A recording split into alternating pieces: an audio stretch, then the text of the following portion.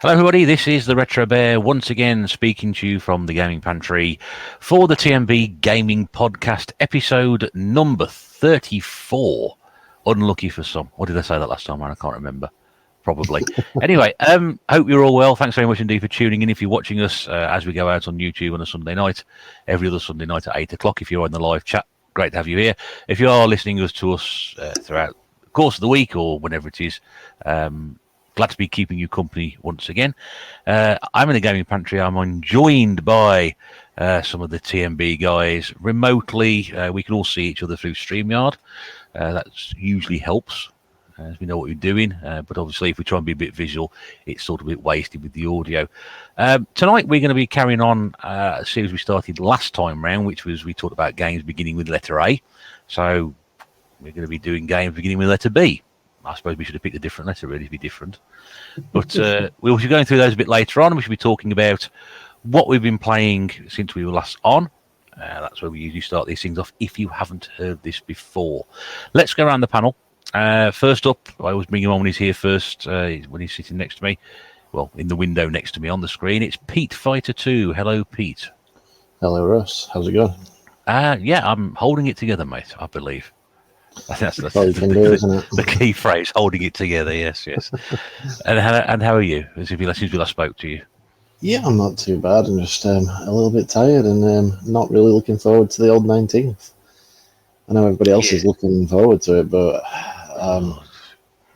not looking forward to the world going crazy again. No, me neither. I have to be brutally honest with you. It scares me quite a lot, to be honest. And I've had my 2 jabs, so it's not so much just the one; it's just the 2. But even so, there's still about a 5% chance you can catch it anyway. Yeah, it's really good. It's great, isn't it? You know, you're meant to be vaccinated against this, didn't? Well, 5% is better than 100%, isn't it? Yeah. But, well, that's it. It's just been in the thick of things. I think people are going to go a little bit crazy at the start, like for the first couple of weeks. And I'm going to be right out there in the middle of it again. So that's it. That's at least what the nanobots in my head keep telling me anyway. so we'll work at it from there. We'll come back to you shortly, Pete. Great to have you here as always. Next up, our resident first-person shooter expert. And he's sporting a great T-shirt, which people can't see tonight. It's a really good-looking PlayStation T-shirt. It doesn't go very well with his headphones, completely different colour, but, you know, it actually looks really good. I'm really impressed with it. It's Sean from Retro Games Revive. Hi, Sean. Hello, mate. How are we doing? Yeah, holding it together. Good. Holding it together. from one to the other, yes. Yeah, not too bad. You all right? Yes, I'm good, mate. I'm on a 12-day holiday stint at the minute, so... You didn't say that before we came on. No, didn't I? I thought I mentioned it in group. No? Oh. No, I don't know. Is this news to everybody else? Is it? All right. Well, I don't think I knew. I would have invited you over if I didn't know. Well, I'm 4 days into it at the minute, so we're a third away there. But yeah, all's good at the moment. Like I said, I'm wearing this new T-shirt. It was actually in one of the WhatsApp groups, and somebody had screenshotted these 6 T-shirts that Sainsbury's was selling, and obviously this one took me fancy. It's PlayStation. It's got the PlayStation writing on, and the camouflage kind of sleeves, shoulders, very COD-like. So it is. It's very suitable for yourself. Yes. Urban camo. That's what it is. It's great, isn't it? It's urban camo. Yeah. But yeah, I've actually got that T-shirt in my basket at the minute. I'm contemplating buying one. I was hoping you'd have the matching shorts to go with it, Sean. No, at the moment. No, there's no need to stand up. No, please don't. Don't. We'll take your word for it. Well, lovely to have you here again, Sean. And we'll get round to you very shortly. And our third panelist, or I'll say fourth panelist, if I include myself, but I don't. I'm very pleased to say it's great to have him back. He's missed the first 3 episodes, but finally we've managed to have him back on again. He's the man with the rising gamer score on Xbox, and it's a great pleasure to welcome back to the table Good Aldino Plays. Hi, Rob. Here's support. Yes. They're off. They're drinking already. There's a joke for the long-term listeners, eh? But Yeah. hello. Is that like hello, Pikmin? Bear. It's like Pikmin. Couldn't resist. I'm sorry. Yeah, no, it's great to have you back on, Rob. And I dare say you've been playing a hell of a lot of games since we last spoke to you. Yeah, we're probably a couple of hundred easily, I would say. Wow. Bearing in mind you got 118,000 game score in 1 month recently. Not entirely as impressive as it sounds, but it still takes a lot of work. Oh, yeah, we should get your gamer score later, because I know people are very interested to see how close you are getting to that magic million mark, which we talked about during season 1 anyway. I call it season 1 because we stopped doing it for 4 or 5 months, so it's just a nice sort of way of tying it together, isn't it, really? So, but we'll catch up with that shortly, Rob. Now, as we always do, we start off with doing the what we've been playing since we last spoke to you.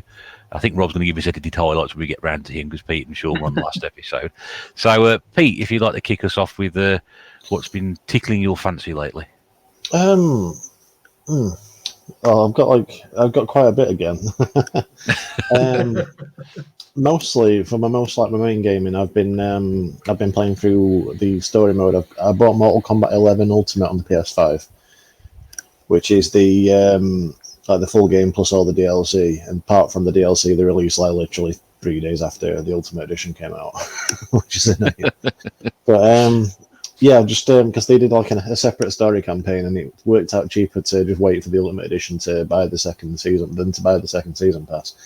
So yeah, I've picked that up on PS5, and I played through that, and it's because I'm a huge Mortal Kombat fan, and I was kind of going off it with how the storyline's been going. Because contrary to what people might think who don't play the games, there is a really intricate storyline in Mortal Kombat. It's not just people ripping out each other's bits. So, that's news to me, then. It's very heavily focused on people ripping out each other's bits, but it's not just that. It's a family adventure. But yeah, they've kind of changed the ending to this one. They've made it so, and it's appealed to me a lot more. And I don't want to spoil anything for people who want to play who haven't. But it's got me more into the series again, and really enjoyed it. And apart from that, I've been starting to play Watch Dogs 2, because I played through the original one not long back, and they got this neat little feature on it where it used to have to be always online, because it was always doing stuff with the Watch Dogs servers, and then they closed down the servers.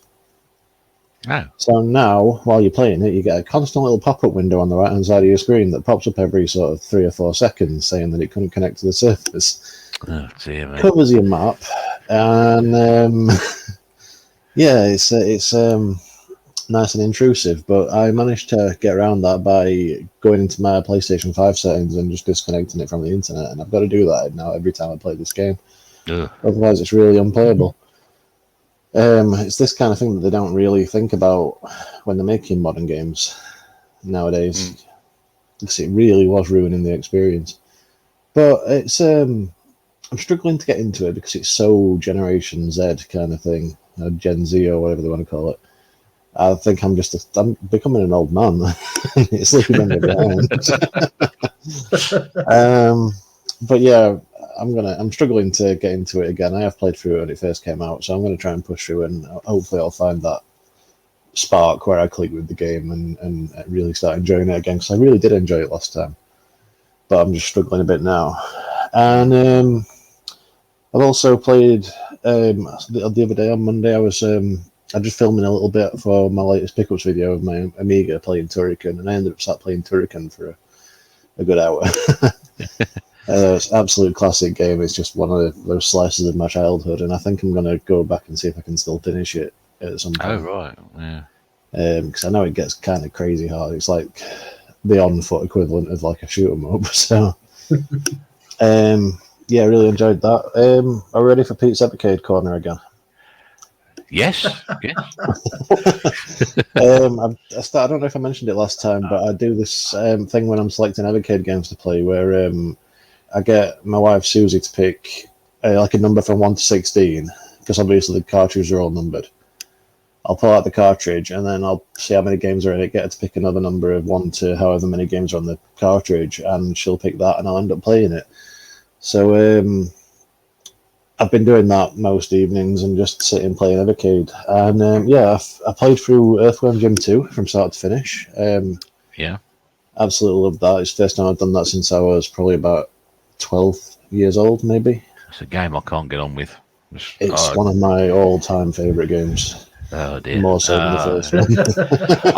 I like how it looks. I like how it sounds. Yeah, it looks gorgeous. But I just can't get on with it. I'm just annoyed that Earthworm Jim 4 is only coming on that like Travel Potty console that's coming out. That Amico. Oh, the Treble Potty, yeah. She never knows listening. I couldn't care less who's listening. Tommy Tallarico could be listening. He doesn't listen to this. If we mention Amico enough, he will do. You say it 3 times as you peer over your shoulder. Yeah. It's funny, actually, I've mentioned Earthworm Jim because I think he did the soundtrack to that game. Oh, right. Because back before he decided he was going to revolutionise gaming, he just used to make music for games. Oh, I didn't know that.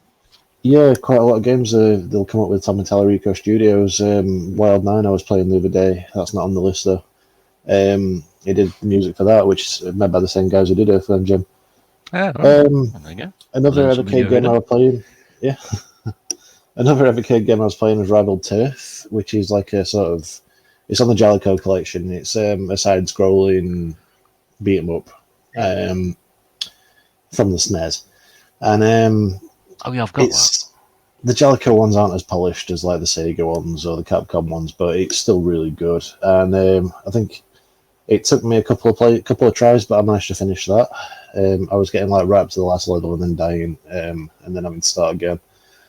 But once you've got on the scoreboard, if you put like a certain coding on the scoreboard, you can then change the name of every character in the game. So like all you guys were on it. I like changed the player characters to have like my name, and then I was just beating up Rollercore, beating up Griffo, beating up everybody.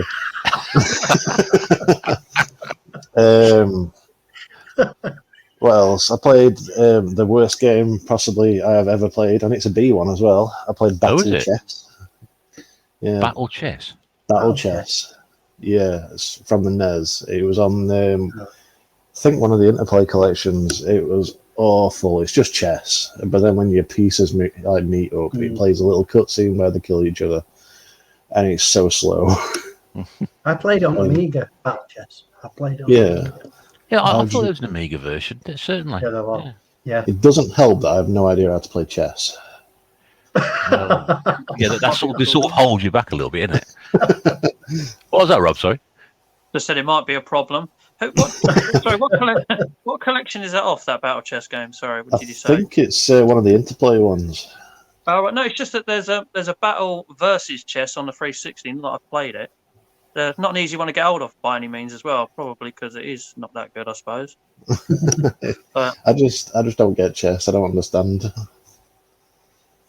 I can understand rules. I know how to play it. I'm just not very tactical, forward thinking. That's Yeah, that's the problem I've got as well. I played on another Interplay one. It's Claymates, which is like a sort of claymation side-scrolling platformer. Which I mean, obviously it's the same team that did Clay Fighter. So that was all right, but it didn't really sort of grasp me long enough to play it for a long time. But yeah, you're like a guy who's been turned into a blob of clay, and then you collect different coloured orbs, and you can turn into different animals and stuff. Like you start off as like you can turn into a rat, and you can sort of tunnel underground and stuff. Then you become a cat, and I don't know, it's a good idea. It's just not very well executed, a bit like Clay Fighter. Yeah, I would agree with that. Scrapyard Dog was the next one I tried. That was on the Atari Lynx, and yeah, boy, that's not good. Well, I've played. I put a video up of that, and I didn't think it was that bad. I thought it was okay, and I think I would have probably sat down and played a bit more of it. It's one that a lot of people seem to, speak fondly of, but it just didn't feel like it. Felt like a very, very budget Amiga game to me. I got that impression. It felt more at home on that system. Yeah, but I don't think it was that bad. I thought it was all right. I might go back to it then. Next one I did Don't finish. take my word for it. No one takes my word for it. I recommend it. The next one I did finish, and I think I remember Sean talking about it back in a while ago, and that's a platform called Incantation. Oh yes, Yeah. is that the wizard type thing? Yeah, the wizard one. Yes. Yeah, I sat and played through that. Well, I say I sat and played through that. I'd started it sort of last year sometime, and then sort of trailed off. But I'd got a saved game, and I went back to it and finished it off. And it's again, it feels like an Amiga game. It feels like quite a budget Amiga game, but it's just nice, sort of nice feeling, and it's not too heavy going, and it's quite pretty. But the only issue I have with it is whenever you die, you start from the beginning of the level again, and I don't think there's any kind of checkpoint system. So you basically had to sort of remember the levels. So it's just a good thing that I had save states, put it that way. And It's a nice looking game. I agree. I think it's. So Will, the other night on a stream was functional, but I think it's a little bit better than that. It's a nice, simple, standard platform game which doesn't hold too many surprises, doesn't make it too difficult. You can just sit down and play it. And it's just easy going. I mean, the last boss took me a while, but I was sort of getting him right down to the bottom of his health bar, and then I was dying, and obviously then you have to start again. But other than that, it's sort of fairly easy going all the way through. No real like really tough moments. And then I say lastly, but I've got a little sort of, I suppose it's not really lastly at all. I've been playing Tanglewood, which obviously it's the Mega Drive game from 2018, I think it is. Nave's done a video on it. I think Pete Armour's done a playthrough of it as well on his channel. It's you're sort of like a little fox in a forest, and you basically the goal is like it's infuriating at first because you are literally the most fragile animal in this whole ecosystem. Even like there's little squirrels that run around that are tiny, but if you get one in a corner, its eyes will go red and it'll kill you in one hit. But once you sort of get the hang of it, it's a really charming looking game. It sort of looks a little bit like a cross between Sonic and The Lion King. It's animated really well, and the whole like aim of it is just to get through the night sort of thing without being killed, without being preyed upon, because you're like the bottom of the food chain for some reason.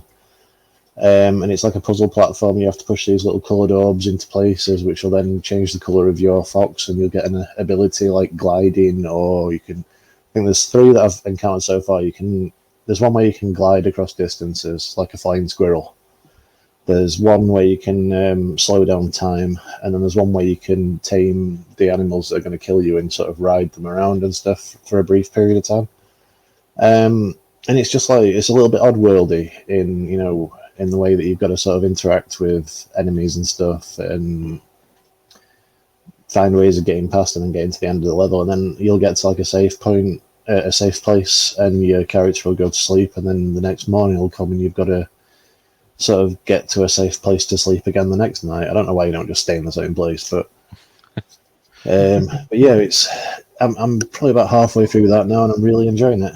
The last thing though, which was just like a sort of throwaway thing, I nearly forgot to write it down actually. I was talking to somebody at work. Well, how do you guys cope when someone comes up to talk to you about games and you're not quite sure how much they know about games? I don't know. Just go for it. Because for me, I don't quite know how like deep down the rabbit hole to go when I'm talking. You just go for it and adjust accordingly.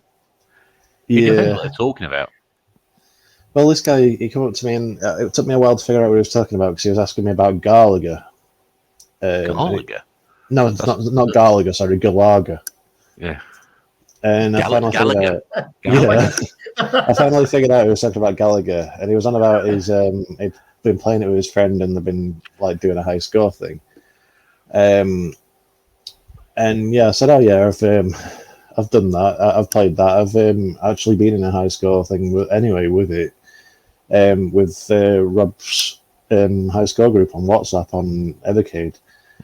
we actually did Gallagher, and I was trying to find my score for that to show him what it was, because I can't remember what it was, but I'm pretty sure I was like second after Rob. So, yeah, I had a quick go on that one night, tried to see if the muscle memory from the high score challenge would get me through, and it did, and I got like 70,000, and I took a picture of it, took it to work, showed it him, and I'd absolutely blasted both of their scores away. So quite pleased with that. They were getting around the 40,000 mark. I think I got 72,000. So It's all about in the bonus rounds, isn't it? Get a massive bonus for that. Yeah. I hate that game. If your high score group actually did anything for me, it's made me hate every game we played. But yeah, that's me. That's the games I've played in the last couple of weeks. So Lovely. That's great, Pete. Thank you very much indeed. We got to go into your Evercade corner again. Yeah, I was saying to my wife earlier, I was at work today. For it, don't we? It's funny you mentioned that. It's funny you mentioned that, because I was saying to my wife today, while I was at work, I was in my head, I was changing the words to "Losing My Religion" by REM to be a jingle for Pete's Evercade corner. Like, that's Pete in the corner. I'd make a jingle, but I'm not singing. I wish we'd find somebody who could do that. Willing volunteers can apply below in the comments, please. But while working completely alone and left to my own devices, I've pretty much rewrote the whole song to be about me playing Evercade. That was another song called "Left to My Own Devices" by the Pet Shop Boys. I don't know that one, but it Show sounds like it might be. Yeah. It was a bit weird, that one. Not one of the better ones. That's great, Pete. Thank you very much indeed for filling us in with what you've been playing late. Let's move around to Sean. I always dread asking this question. What have you been playing, Sean? Know what the answer may be. It's another one of these running things that we have on the podcast. Rob comes on and says Gears of War, and Sean's been playing this. Pete's Evercade corner. We just need to get loads of jingles, don't we? Yeah. Actually, we should do that before we line each other up. Yeah. I have been playing it, but I've got 4 other games to talk about, and they're all been on the PlayStation now, which I've been using quite a fair bit. Eddie will appreciate this first game. It's Earth Defense Force 4.1, but think of it as, but it's like a Starship Troopers type of thing. You've got this little platoon, and you've got to go shooting all these giant insects and giant spiders and whatever. There's little missions to do, and it's really fun, actually. I really got into it. I've been enjoying it, and it's starting to get a little bit difficult now, even though I'm only on normal setting. I might have to drop it down to easy setting. forget any levels above that. God, I've no chance. But I've come up against this big, giant mech quadruped, which drops down these. Which drops down these big ass robots, and I'm struggling because it just keeps stamping on me. I can't get away from it. As well as these little bots that are flying around you, hitting you, and you're concentrating on taking them out, and then this big thing stamps on you, and it's game over and back to start at level. I have been enjoying it, like I said, but I think it's a little bit repetitive. Every mission is exactly the same. Kill all these giant insect, hordes of giant insect bugs and what have you. But like I say, I've been enjoying it, but I'm starting to wane a bit now. Starting to get a little bit bored of it. Is it testing the patience now, is it? Yeah, it is. Like I say, it's getting a bit hard. I mean, Eddie will have finished it. I'm sure he will. It's he's a good games player, is Eddie, but I'm not. So I'm kind of stuck on this one. On a more lighter note is Dirt Rally, and as I've mentioned before, I love my rally games. Yeah, it's part of the Dirt series. Oh, right. On the okay, PS3, yeah. I think it is. Yeah. And this one's Dirt Rally, right up my street. As I've said many a time, I used to love Colin McRae's Rally. This is this is probably as close to it as I'm going to get. It's actually Really, a follow-on really from Thing, isn't it? It's actually part of the same series. They just lost the Colin McRae license. Oh, did they? Yeah, because it was Colin McRae did it for a little bit, and then just did it. I think the first one on the 360 are down as Colin McRae Dirt, but the third one is just called Dirt 3. Yeah. So, yeah, the name got dropped.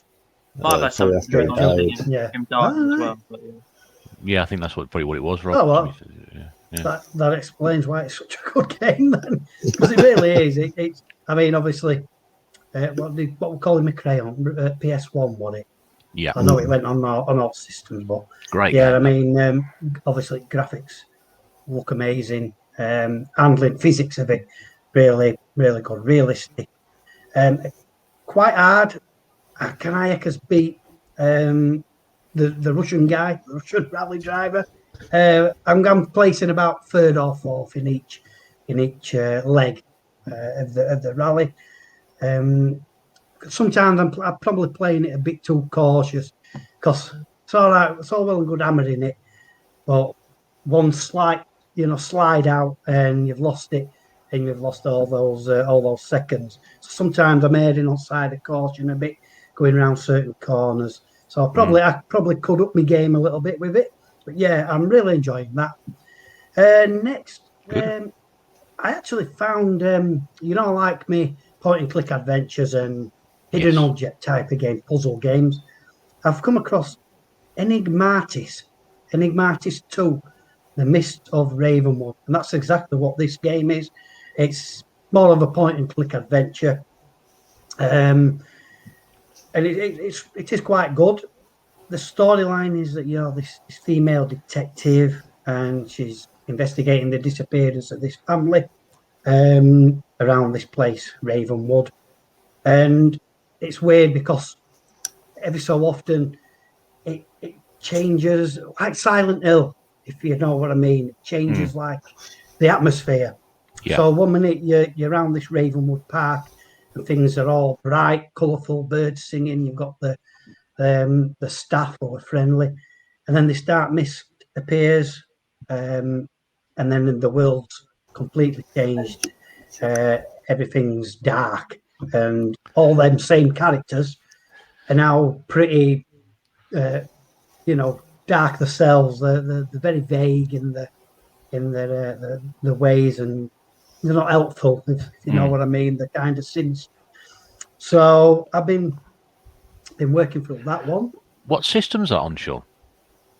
That one was on the PS4. Okay. I think it was either PS3 or PS4. I'm sure I moved on to the PS4 catalogue. And the last one, I haven't played much of this, to be honest. I only had a little go yesterday, mainly to have one that I can talk about today.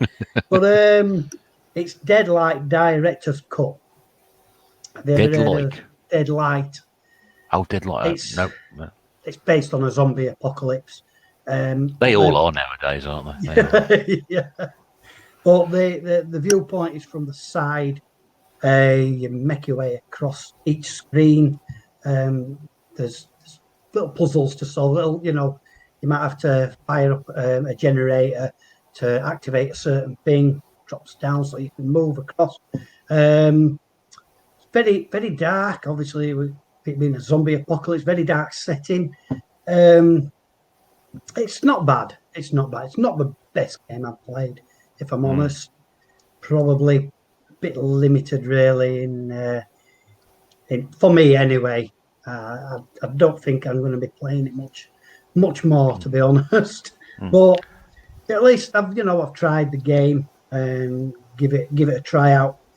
And that's the beauty of this PlayStation now. Like I say, I've downloaded it. I haven't streamed them. There's the option, download or stream. But I've been downloading these. Sometimes, Pete, is it you, Pete, that says sometimes it can be a bit choppy if your internet connection's not? I've never tried it. Yeah, I've never tried it, but I don't trust my internet connection to not be essentially. But it might be fine, but I've never tried it because of that, because I think it might be choppy. I think when you stream them, the quality can degrade a little bit. So I download them, and then the quality there should be there all the way through the game. But yeah, that's my 4, Russ, that I've been playing these last 2 weeks. Lovely, mate. I was talking about zombie games there. I'm waiting for the world's first. I think it's to be right up your street. The world's first zombie rally point and click adventure. That would be really good. That, and you could technically bring Colin McRae back to do that. Yeah. That's a bit poor taste. We may edit that one out. I don't know. No, leave it in. We'll leave it in. No one's listening. No, leave it. Oh, they're quickly moving on from that car crash. Rob, do fill us in with what's been games that you've been playing. I know we're going to sort of get a few that you've played between your last appearance of the podcast and this one, and other things you've been playing recently. So the floor is yours, my friend. Tell us all.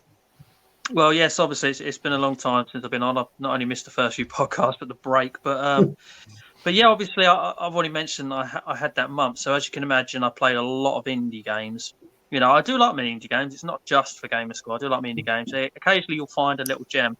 So rather than go through the list, which is exceptionally long, I've kind of pulled 3 out of it, which I enjoyed, and 2 of them are quite interestingly titled. You know, but as I say, the list is massive. Say 118,000 month, and obviously a long time as well. You know, just honestly, that month took a lot of planning. You know, I decided, well, last year my personal best was 44,000, and that was set in a year where the one was out and quick completions were 1 hour to 2 hours, but you know they were getting shorter. But now, unfortunately, we live in a bit of an age where game score is massively devalued.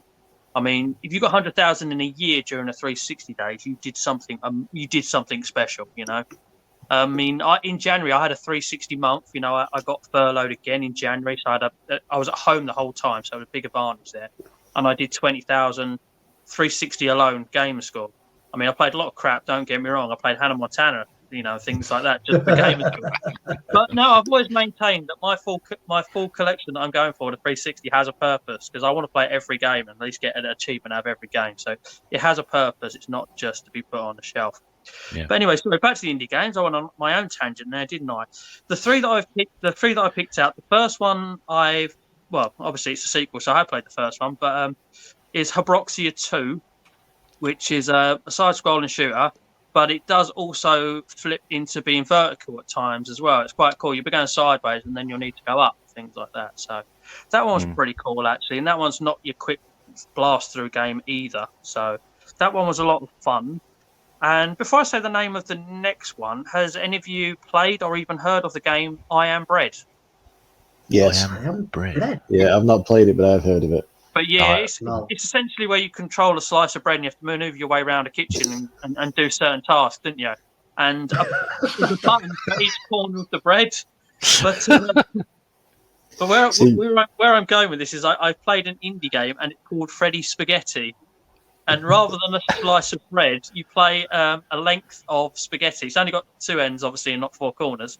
And each end is controlled by one of the triggers, and obviously it makes it jump. So that's how you move. You get it moving, and it's obviously I went into it with. I would say a lot of indie games I go into with an open mind, and I didn't expect to enjoy it as much as I did. It is just a lot of fun, actually. You got events where you have to, or levels where you have to run away from things, so you have to really get your rhythm down on point. There's one, nearly swore, hell of a level where you have to do literally just 6 jumps, and you have to pull both triggers together, and obviously try and face the right way as well. It was actually a really fun game.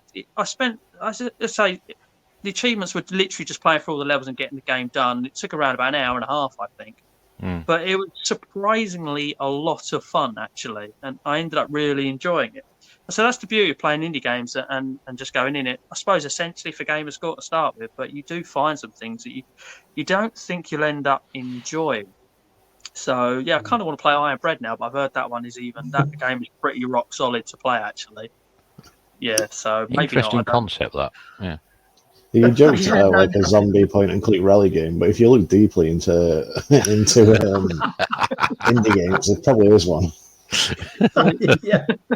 You There's can a play as dating anything game for now. You can pigeons. play a bit of spaghetti on a slice of bread, so you know. Yeah. Talking about you can almost play as anything nowadays, brings me on to the last indie game I'm going to talk about out of 3. And this one is called Roombo First Blood.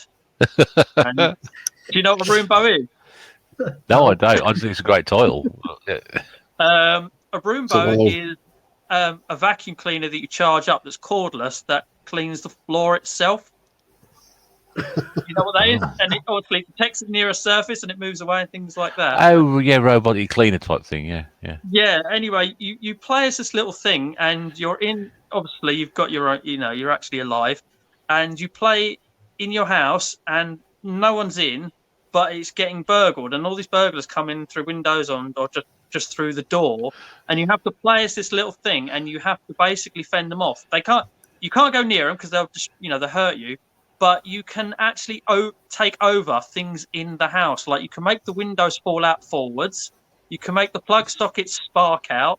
Fans on the roof drop down. Honestly, there's loads of stuff to interact with. You can make the freezer open up and freeze them still. There's a fire as well. Literally, you control it. And the idea is you've got to basically lead these burglars around and trigger these things off and actually kill the burglars, basically. Yeah. And I say the amusing thing about it is once the last one's dead and there's blood everywhere around the house, you're then given a certain amount of time to hoover up. Clean it all up. Sounds like a cross between Techno Deception and for it Home as Alone. well. You don't have to hoover it all up. You just have, it's just there as a thing at the end as well. This sounds like the greatest game ever. No, I love. You do suck the burglars right up as well, and they're gone. But they say there's no imagination sometimes in gaming. This is probably the most original game I've heard about in a long time. This is brilliant. Honestly, I had so much fun, and it wasn't even one of these quick ones. It wasn't probably a good couple of hours spent with it, 2 or 3 hours spent with it. For an indie game, that's not awful. But that was a lot of fun. So I suppose we could have Rob's indie corner because I'm always going to be playing indie games and talking about them. So I'll have my own little corner if you want. Well, yeah, we can have 4 corners each: Cod Corner, Evercade Corner, Indie Corner, and I don't know, Fruit Corner over here.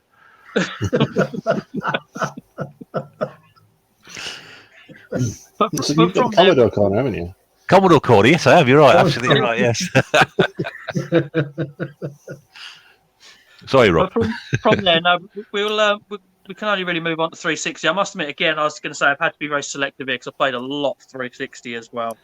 I was going to bring up Dirt myself, ironically, because I played the first Dirt on the 360, and the only non-360 game I was going to bring up was I played Dirt 5 as well, because it was part of Game Pass as well.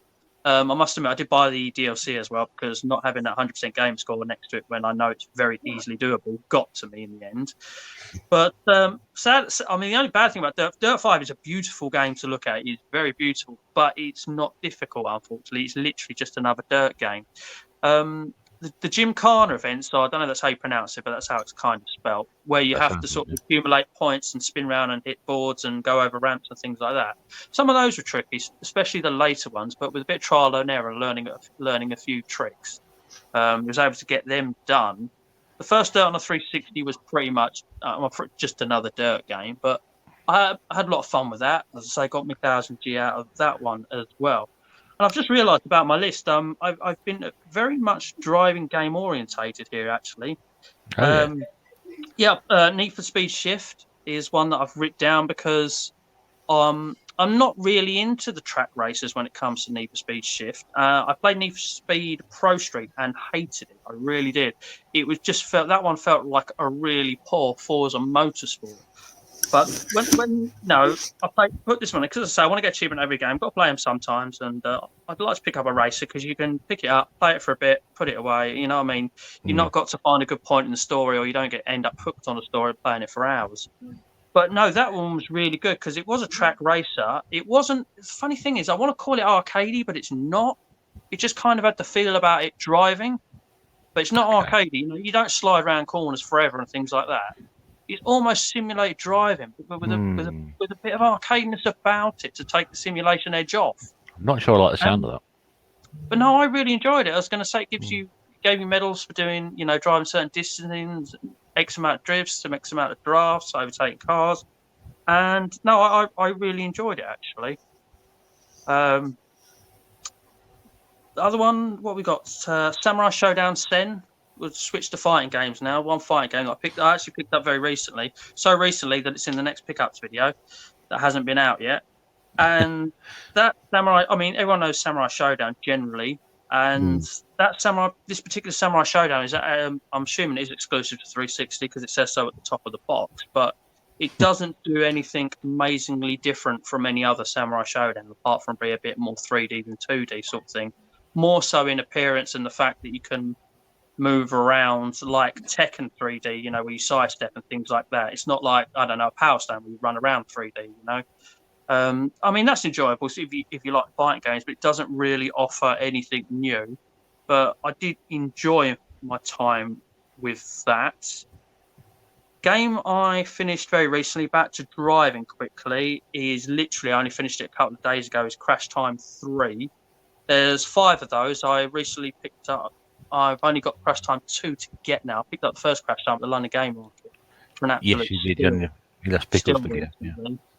But Crash Time 3, no, it was all right, but it kind of was a lot samey. You're like the police, and you're trying to. At times you're undercover, at times you're not. You can go out of story mode and go on patrol and things like that. It was just a lot samey, and it almost felt like a little bit of a poor man's Need for Speed in regards to games like Hot Pursuit and things like that. Obviously, because Need for Speed's got various different, isn't it? What's the other one? The Run as well. Sort of a poor man's Need for Speed in that sense. But it was all right. It was all right. Got me 1000G in about 12, 15 hours. It was bearable, shall we say? No pun intended. Yeah. Every pun intended. Didn't take me long, did it? Not even an hour gone. And you know what? The last couple of games I can talk to you about this because I know you've definitely played one of these because you've done a video on it. And unfortunately, I haven't watched that video because I wanted to play the game, so I didn't want to ruin it for myself. But now I can go back and see what you think, or you can tell me now. But I wish I'd played these the other way round because maybe I'd have appreciated the one that I played second first. And seeing as we're on B's, I'm going to talk about Bond and Bloodstone. Right. I played Bloodstone first because I heard it was a really good game and I genuinely absolutely loved it. It's a third-person cover-based shooter with driving missions. And I absolutely loved it. I really enjoyed it. I thought for a game to have driving sections and pull it off better than some driving games actually pull off driving, I was really impressed and I really enjoyed it. But and obviously Quantum of Solace is the other one that I played. And as I said, if I played it first, I might have enjoyed it more because I didn't have Bloodstone to compare it to, which is by far the better game of the two, I would say. What did you think of it, the Quantum Solace? Have you played Bloodstone as well? I've got Bloodstone somewhere. I don't think I've played it as such. I think I may have on the PlayStation 3 rather than the 360. I like Quantum Solace. I thought it was a fairly enjoyable first-person shooter. I don't think it was anything special. I've played much better games than that, but I enjoyed it and I was having quite a bit of fun with it. So, but yeah, Bloodstone, I've always heard is meant to be a really good game, but perhaps a little on the short side. Would you say that? Yeah, it's not an incredibly long game at all, no. But I didn't mind that because I would have called it sort of like medium length more than being too short. Which for me sometimes is great because sometimes I want to play a game and be done with it in a couple of nights rather than be done with it over a long time or just one night. So it kind of fits that bill. But it's much more polished than Quantum Solace. The fighting's, the combat's better, and yeah, it is just a better game. But Quantum Solace isn't awful. I mean, there's work out there. But yeah, if you play the two, then you'll be like, wish I'd have just played Bloodstone potentially. The thing with Bloodstone is it falls in with those other James Bond games that were original adventures like Nightfire and the one I can never remember. Yeah, I mean, the impressive thing about Bloodstone is it's got its own proper intro sung by Joss Stone and things like that, which was really cool to watch. The cutscenes on it were quite fun to watch as well. It's nice that Joss Stone's getting work, isn't it? You say get word out. Work how old's that game then? She only got the job because the game's called Bloodstone. Yeah, that is true. Yeah, But so sorry, Rob. No, I was just going to say, do you know, apart from that, I was just going to mention that I've been playing what feels like my guilty pleasure a lot, and that's the Connect.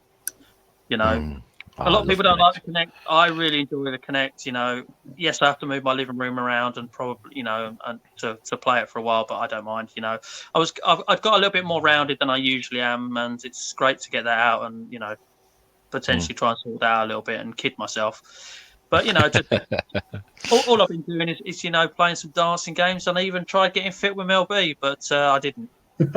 Well. Someone's going to try it, I suppose. It would have been me at some point, but I'm glad you've done that now. Have you played that Have you played the Fantasia one yet? No. Pete very kindly got that for me, and I was going to, but I spent a lot longer on playing 4 Just Dance games in a row and never got to it. Yeah, 2014, 2017, 2018, and Disney Party. Get in there. Oh, where? Wow.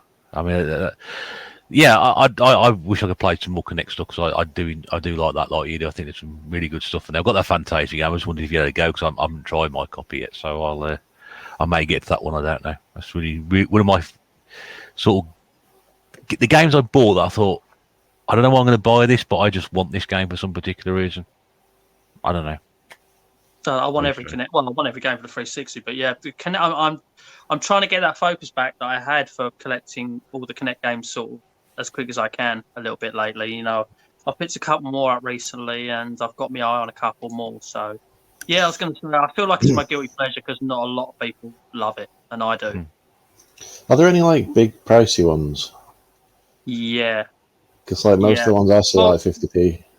Yeah, the trouble is when you talk big pricey on 360, you're still not as you're nowhere near 3 figures for most stuff. But the last Zumba game made for it is 25 quid roughly. The Dragon Ball Z game, which I haven't played but I do have because I got it with trade credit, Dragon Ball Z Fighters, that is around about 25-30 quid. What? I mean, just Connect ones. Is that Connect? Yeah, they're Connect games. In fact, Just Dance 2019 was the last game made for the system and is, what, £45-50 game. I don't have that one. I've got 2018, which is still around about 20 quid. But there are quite a few Connect games, because obviously it didn't really hit the heights and the popularity that fall in the sort of, I was going to say £15 to £20 bracket, and then there are still quite a few above that as well, but not a huge amount. I didn't know there was a Dragon Ball game for it, but I'm sure I've got Dragon Ball Fighters, and it's like a one-on-one fighting game. I didn't think that was Connect. I spoke to someone about that Dragon Ball game on Connect. Apparently, it's really bad.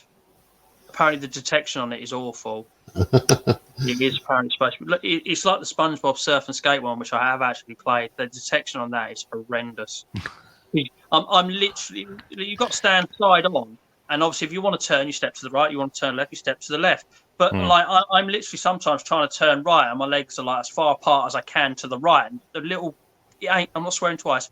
The little so and so ain't turning right, and I'm just like, what? Why not? You know. But some games have that issue. But I used to have that problem with the Guitar Hero trying to activate the star power, because you'd have to tilt the guitar up. Oh yeah. And then I'd end up funny you mentioned that. I was having a lot of problem with that, like, because game that I hadn't brought up was Beatles Rock Band, obviously, where you do the same thing. And I was like, why are you doing the star power equivalent of whatever you're calling it in this game? And I found out that if you dip the guitar first and then do it, it tends to work. Right. I'd be sat there like Jimi Hendrix with it like behind the head and stuff, trying to get into star power to work, and it never does. It's just more like a wall lights, isn't it? And nothing hanging from the roof at times. But yeah, I know what you mean, mate. And can we have a game of score update, Robert? Oh, yes, we can. As he brings up the screen on his 360 in front of him very quickly. 785,240. Wow. So you are now over 3/4 of the way then? I am indeed, yes. I am indeed. My plan is to get to 900,000 by the end of the year, which obviously with the current state of indie games is well doable. And then hopefully, obviously, next year, 100,000 away. Next year will be the year I do it then. We'll get as close as I can, but my aim is to get into that last last run and have sort of, a 5-figure total to chase in getting there rather than a 6. Did I do that maths right quickly? Yes, I think. Yep. Yeah. I think I once called you a madman for trying to get 1 million gamer score, but it really seems attainable now. Yeah. I was going to say, if you plan right and you've got a fresh account and you've got money to throw at it, which I have. Funny enough, I've got the games to do it because I built it up over years. You could probably easily get, if you plan it right, and thanks to Zillion and Ratalaika, you could probably nearly get 500,000 in a month. It's literally got that bad. Wow. Hmm. So just a mere 215,000 to go. Yeah, you'd need to live at home as well. You'd have no time to work. But you'd also need access to Windows 10 because you can stack them on there in some cases. Yeah. The company Zillion has about 10 games with 4,000 gamer score each, which takes no time at all, and you can stack them on the Windows 10. So you take those 10 games, 40,000, then you stack them on your laptop like I can. That's 80,000, and you could do all that in a day if you owned them all. That's crazy. I thought it was like a maximum 1,000. Sad times we're living with GameScore. But honestly, bring back the 360 days when it had real value. Yeah. Personal opinion. Well, that's great to hear you've been getting on with those, and I guess there's some interesting sounding games. You always bring interesting sounding games with you because of the indie stuff a lot of us wouldn't have heard of before. So, but yeah, that one about the robot cleaner, that sounds brilliant. Yeah, get on it. I really fancy that one. I've not been playing an awful lot. I've been working through my Xbox emulator. I've been playing some NES games. Briefly, some of them. The ones I spent more time with, I was inspired slightly by something you did, Pete. So I was playing a bit of Afterburner on the NES. Oh, yeah? Yeah. How's it played? Because I've not actually played it yet. It's all right. It's not good, but then again, 8-bit versions of rotating 360 arcade games don't tend to be very good. Yeah, it just it compelled me a little bit because of it being a Sega game on the NES more than anything. It suffers from being seriously choppy because of the speed the game has to go, and it's a bit all over the place. I prefer the Master System version, if I'm brutally honest. It's not bad. It's just not good. Is it below average? Yeah, I'd say it's probably below average. Probably below average. But I try and find the good in everything, even if something is absolutely terrible. It's like Sonic Unleashed. It's a terrible game, but it comes in a nice case. So there's something you can get out of it anyway. Then because this is a game I had years ago on the Mega Drive, which was Captain America and the Avengers. Oh, I love that game. Data East beat 'em up game. Yeah. Absolutely love it. Play the NES version. It's a completely different game. Yeah, it's terrible. And it's rotten. Yeah, it's absolutely bloody rubbish. It really is. I was so disappointed. I thought, I wonder how they made this on the NES and how well it turned out. Well, the answer to that one, it didn't turn out very well at all. They probably just haven't finished it by the way I played it. It's a completely different game because, as you said, it's the arcade game is a beat 'em up. Yeah. I know when it got converted to the Mega Drive, it wasn't the greatest conversion, but I played that game a hell of a lot. It makes me cry now how much the game actually sells for. In fact, I don't have it anymore. But this is just like a platform game. Yeah. It just sucks all the marvelness out of it, and you're just left with something incredibly bland. That game on the Mega Drive, because one of the characters he plays is the Vision, who's like a robot guy. He's in the films. But I didn't know when I was little. I didn't really know much about like the comics, like Marvel comics and stuff. And because of the way like the Mega Drive has like the digitized voices aren't great, I was convinced that guy was called Pigeon. He's got like this grey costume with like a big flowing cape and stuff, look a bit like wings. And I thought it was like Marvel's equivalent of Batman, but it's Pigeon. I could never work out on the Mega Drive what happened when your character died. What he actually said, because it sounded to me like I can't move. Yeah, I don't think it is that, is it? I don't know. It's something like that. I don't know what it actually is. When they say shout Avengers Assemble as well, I always thought it was Avengers of Sumo. No idea what that meant. But I thought, what an incredibly strange thing to shout when you're dead. I can't move. Well, I suppose it's natural. It's accurate, yeah. Yeah, but you wouldn't say it if you were dead. Anyway, so yeah, Captain America and the Avengers on the NES. Don't bother with that one. That's another waste of time. And the best one I played of the few was Excite Bike, which I must be honest with you, I think I played maybe 2 or 3 times before, and I really liked it. Yeah, I love that game. Excite Bike, yeah, it's Excite Bike, yeah. Yeah, it's just side on. I mean, from our point of view, Sean, if you remember Kickstart, Yeah. It's a better version of that with sort of like less obstacles, and it's a more of a race from start to finish, going over jumps, and you got to time your jumps and where to sort of do the wheelie and do it. And I thought, oh yeah, I've played this before, and an hour later I'm still playing it. So yeah, it was good fun that. But I played the music too. Yeah, the music's good as well, isn't it? Yeah. The music's amazing. I get that stuck in my head all the time. I mean, that was early NES. That was probably 1985. That one, I think, 1985, 86. So it's quite an early game on the system. But I played about sort of 10 or so, and those are the best ones I sort of got into. I played Felix the Cat as well, which was quite an enjoyable little platformer. But I'm not sure whether that came out over in our region or not, whether it was just an American exclusive. But that was quite a nice little, fun little game that was, with some rather interestingly appropriately platform cute music which was going in the background as well.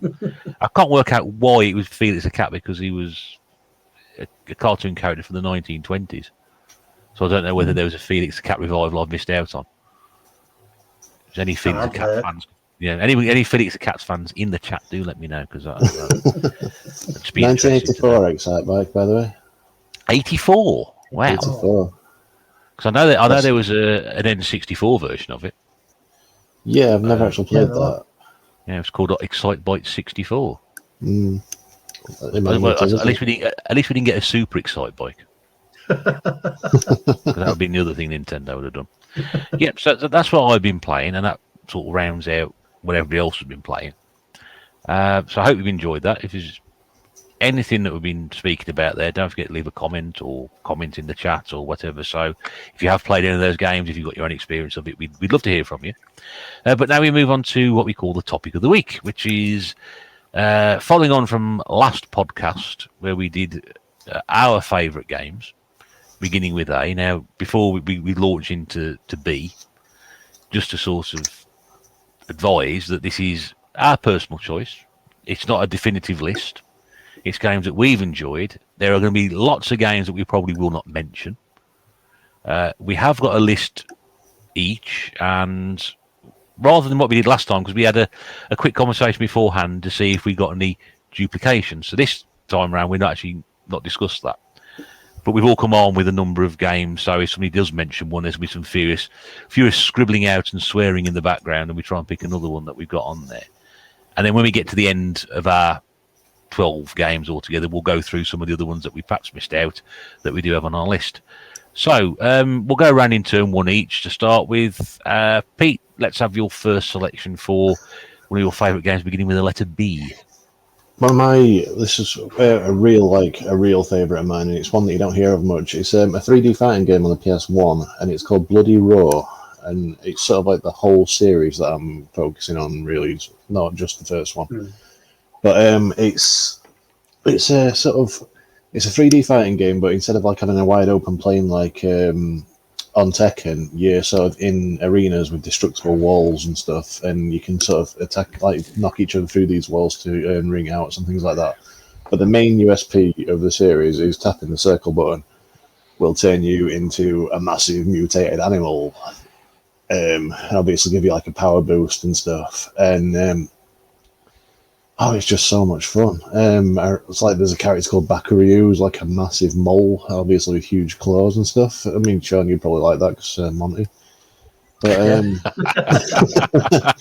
But yeah, there's Alice who's she turns into a massive rabbit, and obviously has a lot of like strong kick moves and stuff like that. There's a couple of wolves, a couple of tigers. It just really sort of captured my imagination when I was a kid, and I played it so much. And to be honest, there's not many games in the series. I think there's 6 in total if you include spin-offs, and I've only got 4 of them. So it's one that I really need to sort of go back to. But I mean, there's not a lot you can say about a 3D fighter, as Rob was saying earlier about Samurai Showdown. But just this added sort of aspect of like morphing through like halfway through a fight to get the advantage, and you've got like a separate bar for your sort of beast power, which you can sort of build up as you would build up special moves in Street Fighter. And once you turn into the beast, that is then consumed as you take damage, so it's possible to knock people back into human form again. And if you can sort of time it right, save up your beast power and wait until you've just completely depleted theirs and then activate yours, you get such a huge advantage. Taking away for those people who haven't played it, if you ignore the animal morphing completely, it plays mostly like a Sega Saturn fighting game called Fighting Vipers. I've got that, I think. It's it was on the Saturn, and then Fighting Vipers 2 was on the Dreamcast. Really good game actually if you're into fighting games and stuff. But it's basically that, but instead of armor that you have in Fighting Vipers, you have just these big animal forms. And yeah, I just remember one year I got that and Street Fighter EX Plus Alpha for my birthday, and I had to go to school on my birthday. And I remember taking the instruction books to school and just reading them constantly all day. It was the best birthday ever because those two are still 2 of my favorite fighting games of all time. But yeah, the instruction book for Bloody Roar was like a novel how thick it was, and like each character had a bio page and everything like that, and I'd just memorized the whole thing by the end of the day. But there's Bloody Roar 1, 2, and 3 on the PS1. Then there's 4 on the PS2, and then there's Bloody Roar Primal Fury on the GameCube and Bloody Roar Extreme, I think it is, on the Xbox, which I think are like different versions of the same game, like a spin-off version, but each version's got different characters in it and stuff. Yeah. And it's one of those series that's really screaming for a comeback or a reboot or something. Totally agree. So it's so entertaining. I loved it so much. But yeah, I can't really go on for as long as I normally would on a fighting game. So, mate, honestly, that's a bloody good shout, every pun intended, because when you said a fighting game beginning with B, obviously you didn't tell me what it was, and the only one that sprung to mind was Blaze Blue, and I don't like those. They're beautiful to look at, but I don't like them. No, I don't like them. I don't know why that didn't cross my mind, because I have a story. When I was, I never had that game. Never had that game when I was younger, but a mate of mine did, and it would be, every time I went round, it's like, oh, can we play Bloody Raw? Every time it's, can we play Bloody Raw? I absolutely loved it, and I never owned it. So no, see, I didn't. Up until very recently, I only actually had the first game and then the GameCube one. I don't know why I never actually continued with the series, because I absolutely loved that first one. It was one of my favourite games. But yeah, it just really needs a reboot or an update, or even just an HD version. I'll take anything. It's perfect for it because it's something different from everything else that's out there. Yeah, exactly. But fighting games aren't particularly. I mean, they are popular among like a hardcore crowd now, but they're not really popular among. They don't fetch the sales anymore. So, they don't draw in new people. Yeah, that's what you're saying. Yeah, you tend to find. But it's funny how you said you couldn't think of any more fighting games beginning with B, because my original picks were all fighting games, and I've had to retool my list a bit. Because I had Bio Freaks and Body Blows on the Amiga. Oh, Body Blows, yes. I remember that one. Yeah, I've retooled it a little bit. Team 17 answer to Street Fighter 2, wasn't it? Yeah. And then they had Body Blows Galactic, which was all sci-fi. Which is their answer to the impossible to play on a one-button joystick. Yeah, that wasn't a good idea, was it? No. Terrible idea. So there's Pete's first choice there, Bloody Raw. Sean, you're first. Well, I've got a couple of 8-bit stuff. Now, I've got a bigger list for Bs than I had with 8. So I'm kind of struggling here to pick out my top 3 picks from this list. I'm going to have to go with this one first, though. and probably quite predictable. Bombjack.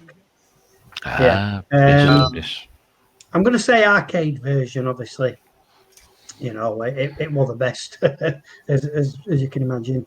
But I did have a love for the C64 version. I know it got, it was criticised, wasn't it? I don't think it got very good reviews in Zap. No, it was not a very good review game, that one at all on the 64. No. But I did enjoy it, and I suppose looking back, you know, as a young'un, I had to make do with what it was. And I mean, I spent hours on it, on Bombjack, on Commodore 64. But going back to arcade version, how I found Bombjack was on holiday. And we used to, well, my granddad, he had a caravan at a place called Barmston Beach. It's on the East Coast, just down from Brid. And we used to holiday there, you know, a couple of times a year. Like I said, with my granddad. And I remember the first time we went there, exploring it as you do, being a little kid. They had a little arcade. I can't remember the games in there, but they had a couple of arcade machines in the club. And on a night, every night we used to go to the club. There'd be a disco on, you know, comedians or stuff like that.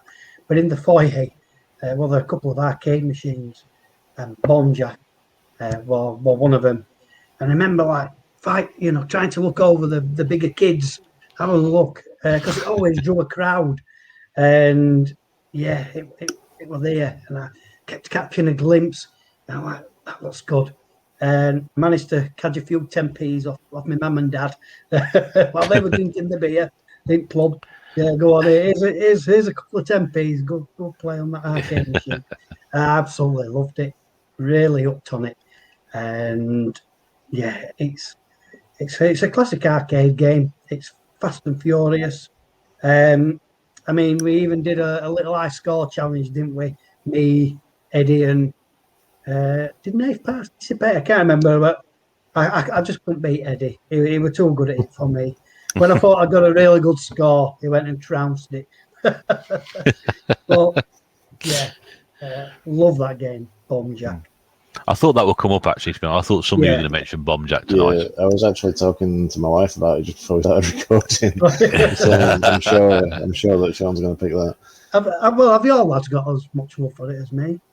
Or is it not really? When I first got the Amiga, I was asking Susie if there are any games that she wanted downloading for it, and she said Bombjack.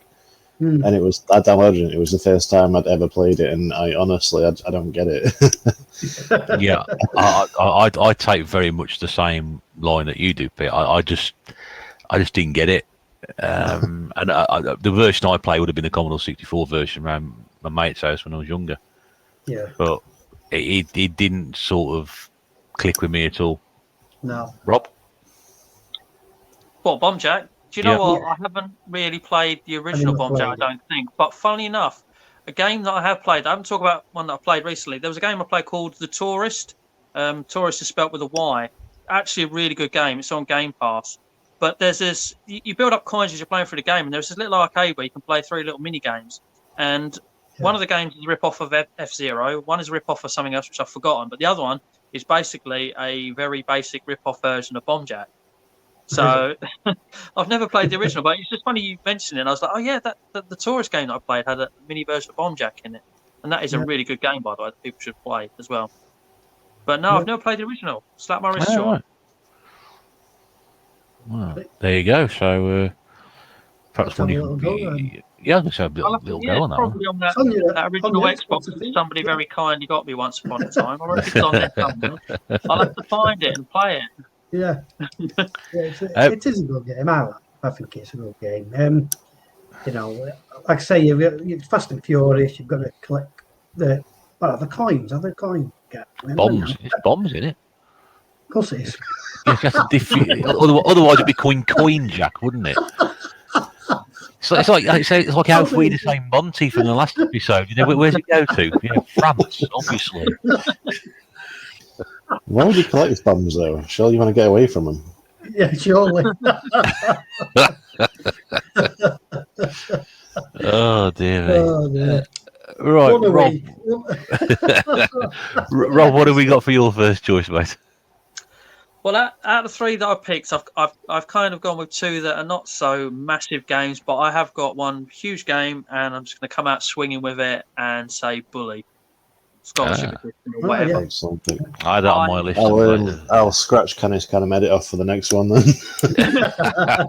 Yeah, on the 360 it's called Bully. Sorry, Yeah. but no, do you know what? I have got a physical version of it. It turned up at charity shop for £1, but I remember it turned up in a 360 sale back in the day for £2.99, which is an absolute steal.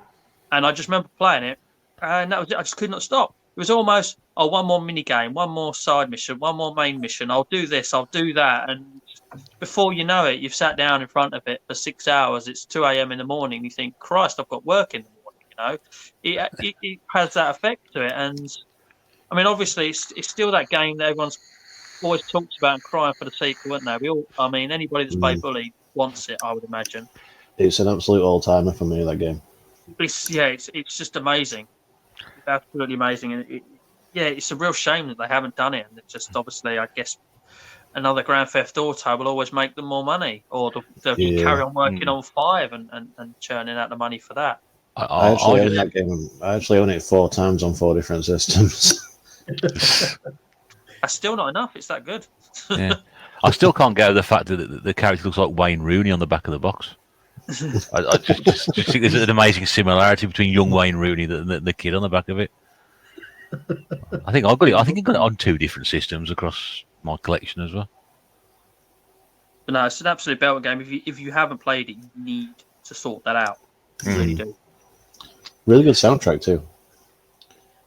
Yeah, it's just there's nothing bad about it if you ask me. I think it's one of those games that you'd sort of put on if you gave somebody a list of games you must play.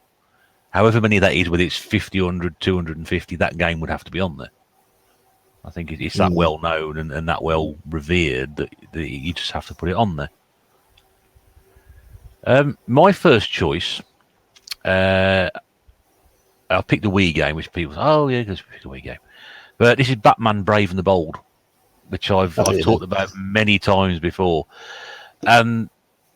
It's not the most challenging game in the world. It's pretty simple in its mechanics, but the look of the game, the way the game is drawn, the art style, the way that the game sounds. If you like classic Batman, the 1960s television-looking Batman, this is the game for you. And I always think it's a sort of game that people should play to introduce children to wanting to play games, because it's simple and straightforward, colourful, keeps the interest. It's not too difficult, so there's a reasonable learning curve, but once you get into it, you're fine, and you can complete the game quite easily. I think it's just one of those games which you could just sit down and happily play and be very, very pleased to get to the end of it and think, yeah, that was quite good, I enjoyed that. But for me, it's just how the game looks and how it is. And I think when you some people look at it, kids game. No, there's more to it than that. And being a superhero fan as well, this is right sort of down my street. And for ages, I want to sort of pick it up. It's quite expensive, but as soon as the price became right, I managed to get hold of it. And a lot of people do say the same thing about it. They do say it's one of those, I think that horrible word beginning with H, which I don't want to talk about. So an undiscovered classic is probably the better way to describe it. But a lot of people have talked about it on YouTube and their own channel, saying what a great game this is. And if you've got a Wii, and again, there is a number of games I always say, if you have a Wii, you need to own this game. This one's got to be again on that list. I know people collect the Wii and they'll only collect the games that they want to play, but honestly, for a couple of £3, it's an absolute no-brainer, and I really, really like that game. It is really good. It's a lot of fun. It is actually based on a cartoon series that, a modern cartoon series that really did try to recapture that feel of like the Adam West's Batman. That's right. I was ironically, I saw a DVD of that in a charity shop last week, I think it was. I should pick it up, actually. It is really fun. I've not played much of it, but it's I do own it, but we also bought it for my nephews when they were in like very formative years, to sort of try and wean them on to like, because I was really into comics at the time, so I wanted them to sort of pick up that nerdy side as well. And my nephew did love it, but he kind of like pushed him on to like playing like the Arkham games and stuff like that. Yeah, if you're a seasoned gamer, it's not going to hold you much of a challenge, but and it's the repetitive nature of it is a little bit of a down to it. But as a good all-round game, you know, knock a few hours out on 40, you can't do any worse than that, really. No, it is a good game. It reminds me. Sorry, I was going to say, Rob and Sean played it at all, or heard about it all? No, I haven't. I was going to say, with Batman, you could pick the whole load of games, couldn't you? I'd just throw the Telltale one out there quickly as well. That begins Batman, the Telltale series, isn't it? Both of them. Yeah. Love them. But I haven't played the one you're on about, no. No. It always reminded me of like the Adventures of Batman and Robin on the Mega Drive. Yeah, because that's quite a cartoony. Was that based on a modern Batman TV series? Was it? It was based on the early '90s one that came out after the films. They always tend to get better reviewed. Those games are better done. Mind you, I suppose coming from an animated background, it's probably best, really. Yeah. Got him, Pete. So round 2, your next choice. If you could enlighten us as to what you've picked this time. It's another PS1 game. It's sort of like a role-playing / action-adventure kind of game. It's the first game in one of my favourite series of all time, which again needs to make a revival. It is Blood Omen: The Legacy of Kain. Okay, yeah. It is absolutely fantastic. Remember, like a lot of people, Soul Reaver was the first Legacy of Kain game I played. I wasn't really aware of the series up to that point, but I sought out Blood Omen afterwards, and I think I bought it not long into the PS2 lifespan, and I was just shocked and appalled at myself because I bought it off eBay and it cost me £40 whole. And that was a top tier, like, pricey PS1 game at the time. But it's one that's not really, so it's like around the same sort of time I bought Castlevania Symphony of the Night for £15, and now that's like £500 or whatever. Whereas Blood Omen sort of kept around the same sort of price. I think it's about £60 now. But yeah, it's about a man who's very early in the game is set upon and killed by bandits, and then you sort of make a deal with the god of the underworld to come back as a vampire and take your revenge, and you end up sort of like shaping the whole future of the world. And then by the time Soul Reaver rolls around, the character you're playing as in the first game, Kain, he now rules over the world, and the world's like a dystopian sort of wasteland. And it's the first one is you playing as Kain, and it's sort of how it becomes to that point, whereas you become embroiled in like time travel and like the god of time and everything like that, and sort of you realize that your destiny is on a certain path and it can't be changed, but you manage to find a way of changing destiny, which is why the world ends up in such a horrible state, because you've just rewritten everything. And it's just a really compelling story, and it sort of plays like a cross between Diablo and Zelda sort of thing. There's different armor and weapons you can collect. There's different powers you can, like classic vampire powers, like turning into bats and wolves and turning into mist so you can pass through grates and things like that. It's just it's a really deep and like really different game compared to how the series went after that, because it became very Tomb Raider from there on. But yeah, it's one that I know a lot of people have played. It's quite a punishing game. It's not an easy game at all, but yeah, it's very atmospheric. Really good storyline, really good like sort of atmospheric sound effects. It's got the main voice actor is a guy called Simon Templeman, who is one of my favourite voice actors ever.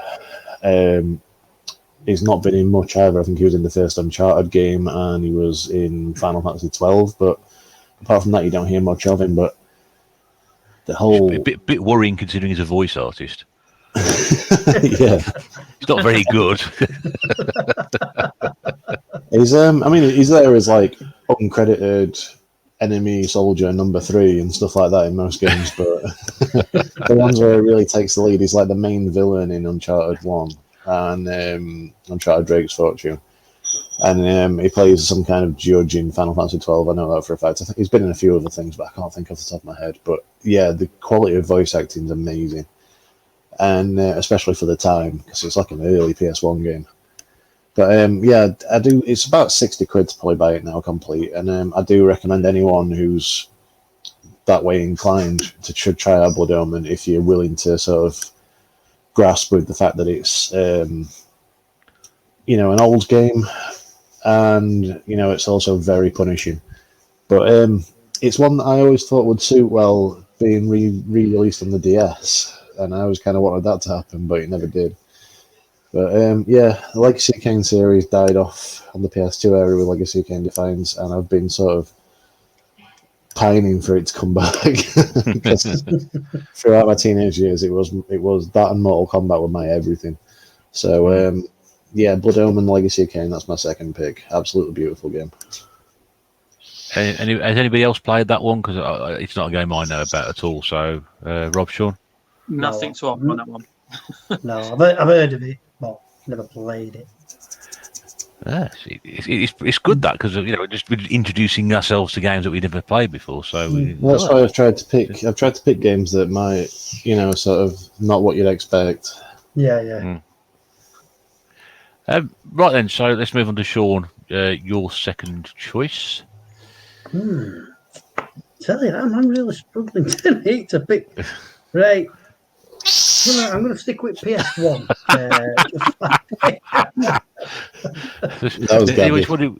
That was Pete's cat. Just so when he was, which one was like the noise was. Oh dear. Yeah, I'm going to stick with PS1, and this is a very popular game, but it is a brilliant game. Bust a Move. Yes, that was on my list as well. Absolutely love that series. Cross it off. But yeah, pretty much everybody should know what it is anyway. But I think it's one of the best puzzle games out there, and it's obviously based around the characters from another game, which somebody could pick up on. But yeah, it's a ball matching game, isn't it? Got your arrow, I suppose, and you've got to make chains of coloured balls.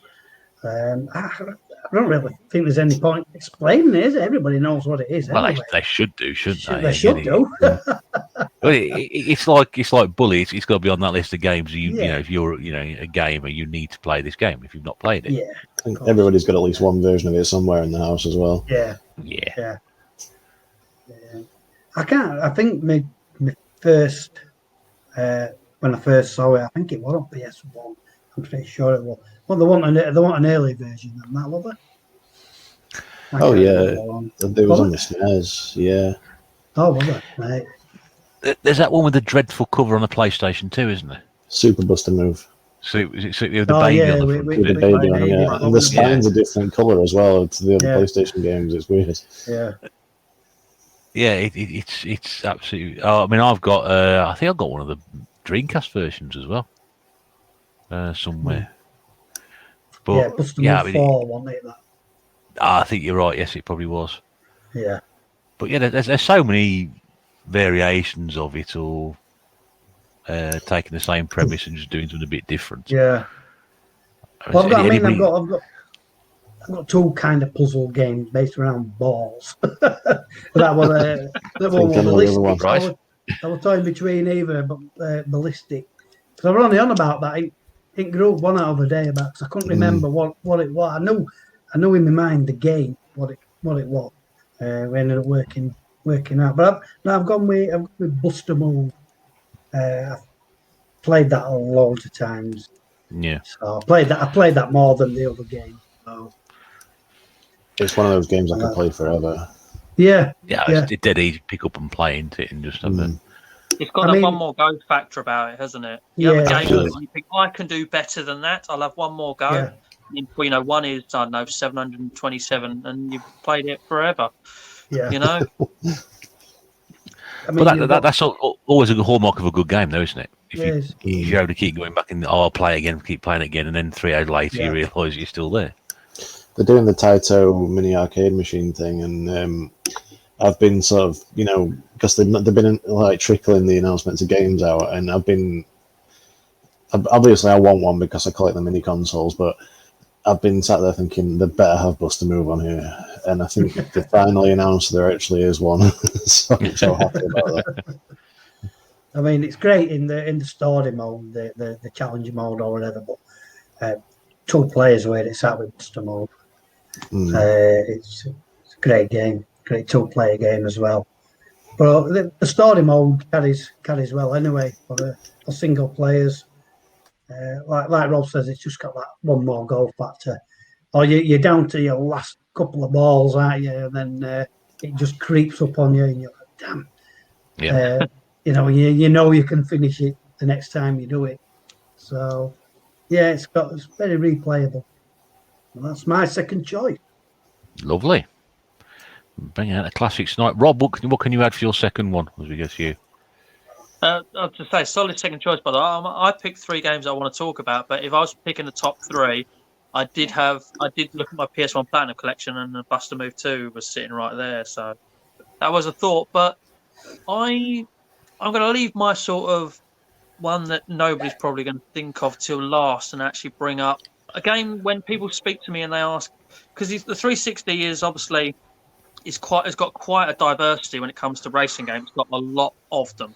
And often I get asked, or people ask in general in groups, what's a good racing game for the 360? It's on the PS3 as well, but it's up there with my favourites, and that is Blur. So, no Park Life jokes or references to rival bands, please. But Blur is an absolutely phenomenal game. And when people say, what's it like? It is literally, Mario Kart in real cars is just the best way to explain it. Very fast-paced action. I mean, what's good about it is you can store up to 3 power-ups at a time, and you can see them behind you and use the shoulder buttons to flick between the one that you want to use. But you also have the ability. Say you've got 3, and a couple of them are just, ones that are crap and you don't want to use them. You've got the ability to drop them and then replace them, by driving over something again. But you can see which ones you're going to drive over as well, so you can almost pick your route as well, because there's multiple some courses are super wide in places, and depending on where you go, you can get your power-ups. But you can choose to drop them, was where I was going with that. But where you choose to drop the power-up that you don't want, it then remains there. So, if someone's behind you and you drop something, and, they can then pick it up and technically use it as well. But it's just a really fast-paced game. And do you know what? It's been a game that's on the rise recently, because I did actually go to CX the other day and noticed it was £8, and it was only £4 like a few months back. So it's going up in price. Yeah, it's a really good game. Absolutely. Yeah, love it. I like my racing games, and I would certainly not. I thought I had it, but I haven't got it. So I'm definitely going to try and get a hold of that one. It's one that I've always sort of wanted to pick up if I'd seen it, but I just never see it.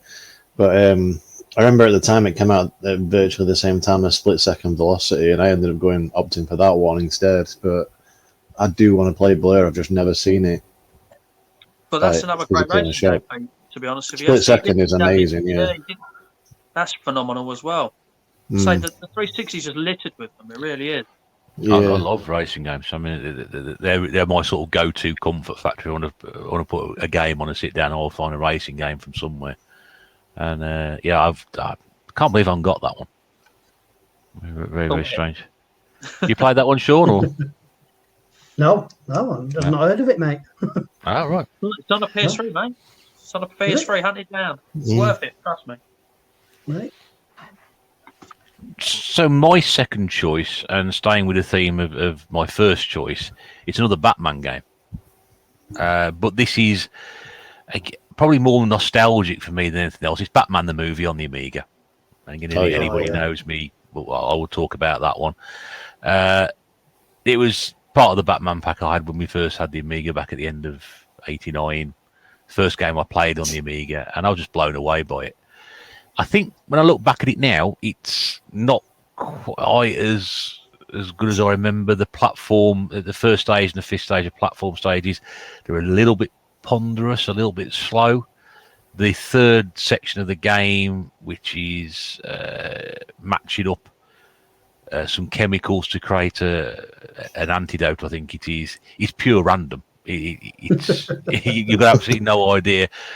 Apart from the first, you sort of pick, these elements, and then it'll tell you how many of them are right. And if none of them are right, then one of them's right, then you've got a limited time to do it in as well. So it's a little bit random, that one. But the two sections, because it's based around the film, the Michael Keaton, Tim Burton film, the section that still stands up the best today is the driving section, which is, I think, probably one of the best driving pieces of a game that you could have without actually having a full game about it. And it makes me wonder why Ocean didn't sort of produce a decent racing game after that. The amount of clunkers that were converted to the Amiga, like Outrun, for example. How could they make Outrun terrible on the Amiga when they made a fantastic driving section in Batman the movie? I mean, it's fast. There's a great soundtrack which plays around it as well, and it just holds up today. So I think just about now the game is still a very good game, but not quite as good as I remember. But it's just got so much nostalgia for me, that one, and I'm looking out to have it on so many different. I've got it on the 8-bits now. I've got the Amstrad version, the 64 version, the Spectrum version. So I want to play those and just see how that translates. The driving sections are completely different, obviously, because of the power of the machine. I've also got the a Mega Drive version as well, which is not the same as the one that appeared on the 8 and 16 bits. It's slightly different, and I must give that a go. But I just love that game. It was a great game then. It's more nostalgic now, but I still think that parts of it hang up a lot better than perhaps they would have done.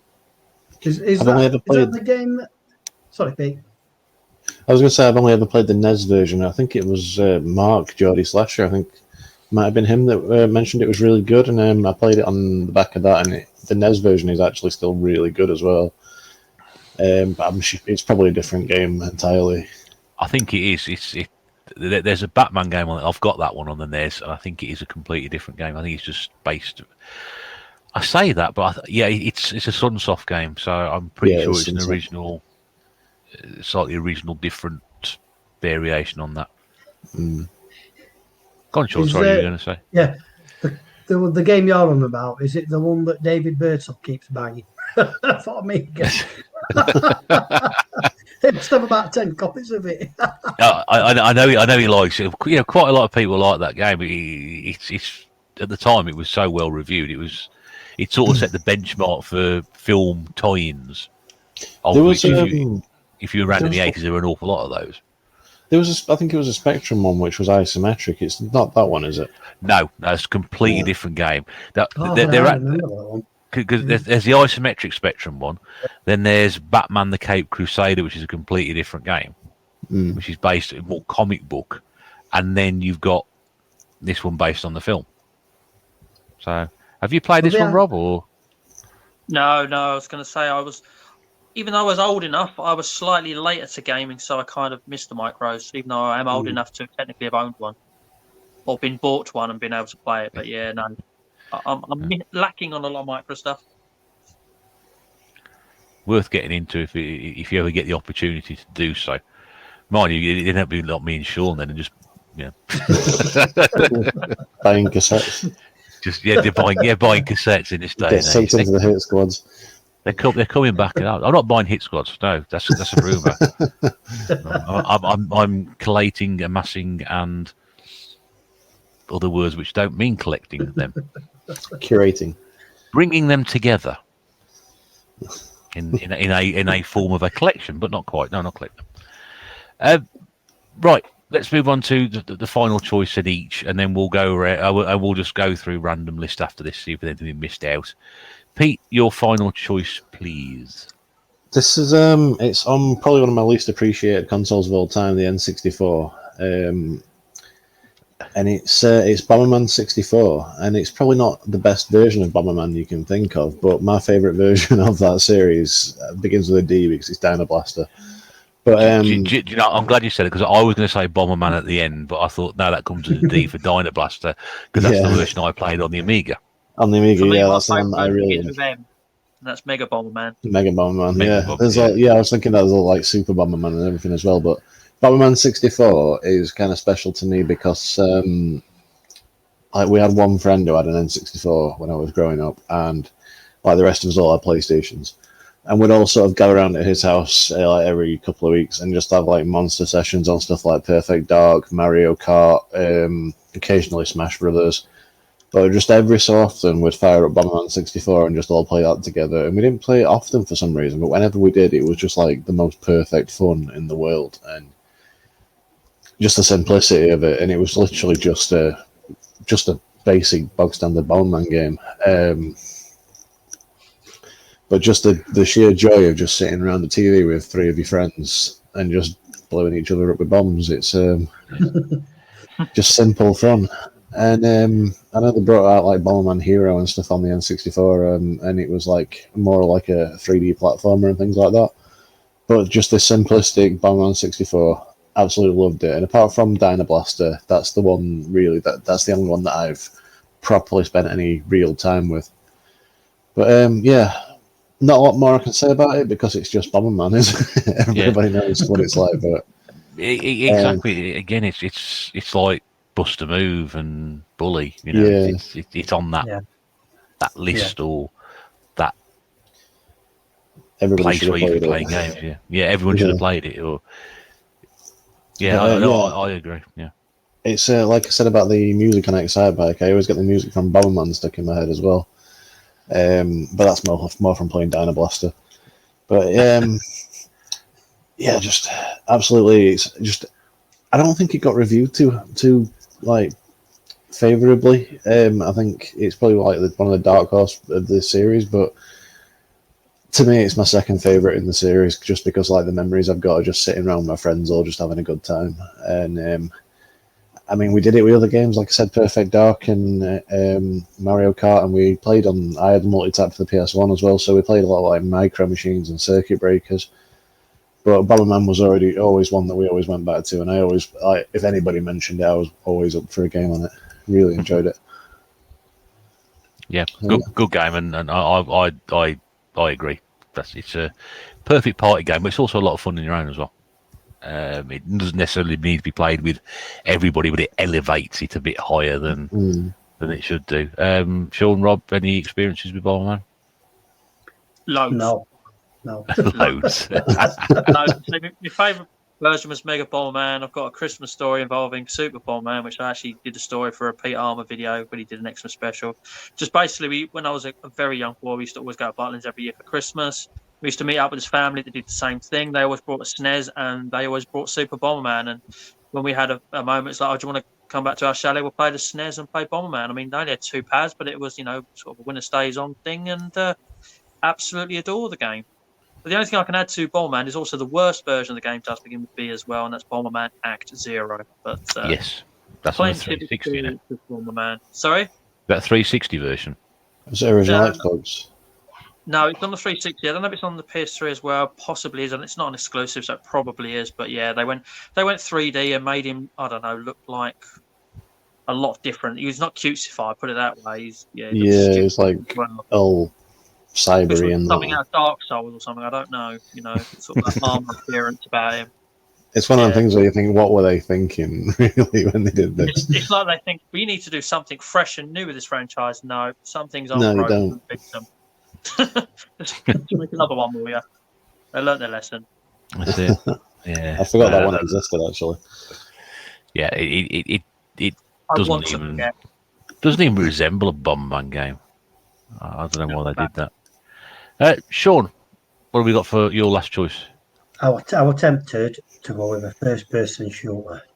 I've got a choice of 2, but I'm not. No, I'm not. I'm going to. They're both on PS2, but I'm going to go right back to days at Commodore. Boulder Dash. Oh, okay. Yeah. I wasn't expecting you to say that. Won't you, mate? No, I wasn't. Boulder Dash. For anybody who don't know, probably a lot because it's quite an oldish game.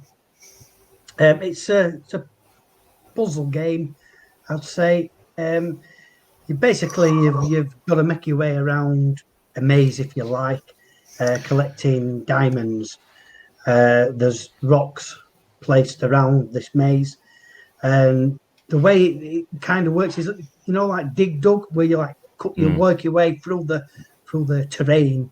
This is similar, but obviously, if you cut your way through under a rock, the rock will fall, and later levels get quite tricky. There's a lot more boulders, and there's more chance of the rocks falling on you, the boulders falling on you. The aim of the game is to collect, I think there might be 10 diamonds per level. Collect the 10 diamonds, which then opens up an exit, and then you have to make your way to the exit to move on to the next screen. And I mean, that's pretty much about it. Obviously the levels are different, and the way they're set out, but there is an element that if you die, then you learn from your previous mistake not to go a certain way, which could trigger the boulders crushing you. So it's quite a challenging game. I never completed it, and all those years that I was playing it, because I used to love the game, really did. It is a tough old game, that one. I think a lot of the 8-bit games were like, but yeah. You control an ant, actually.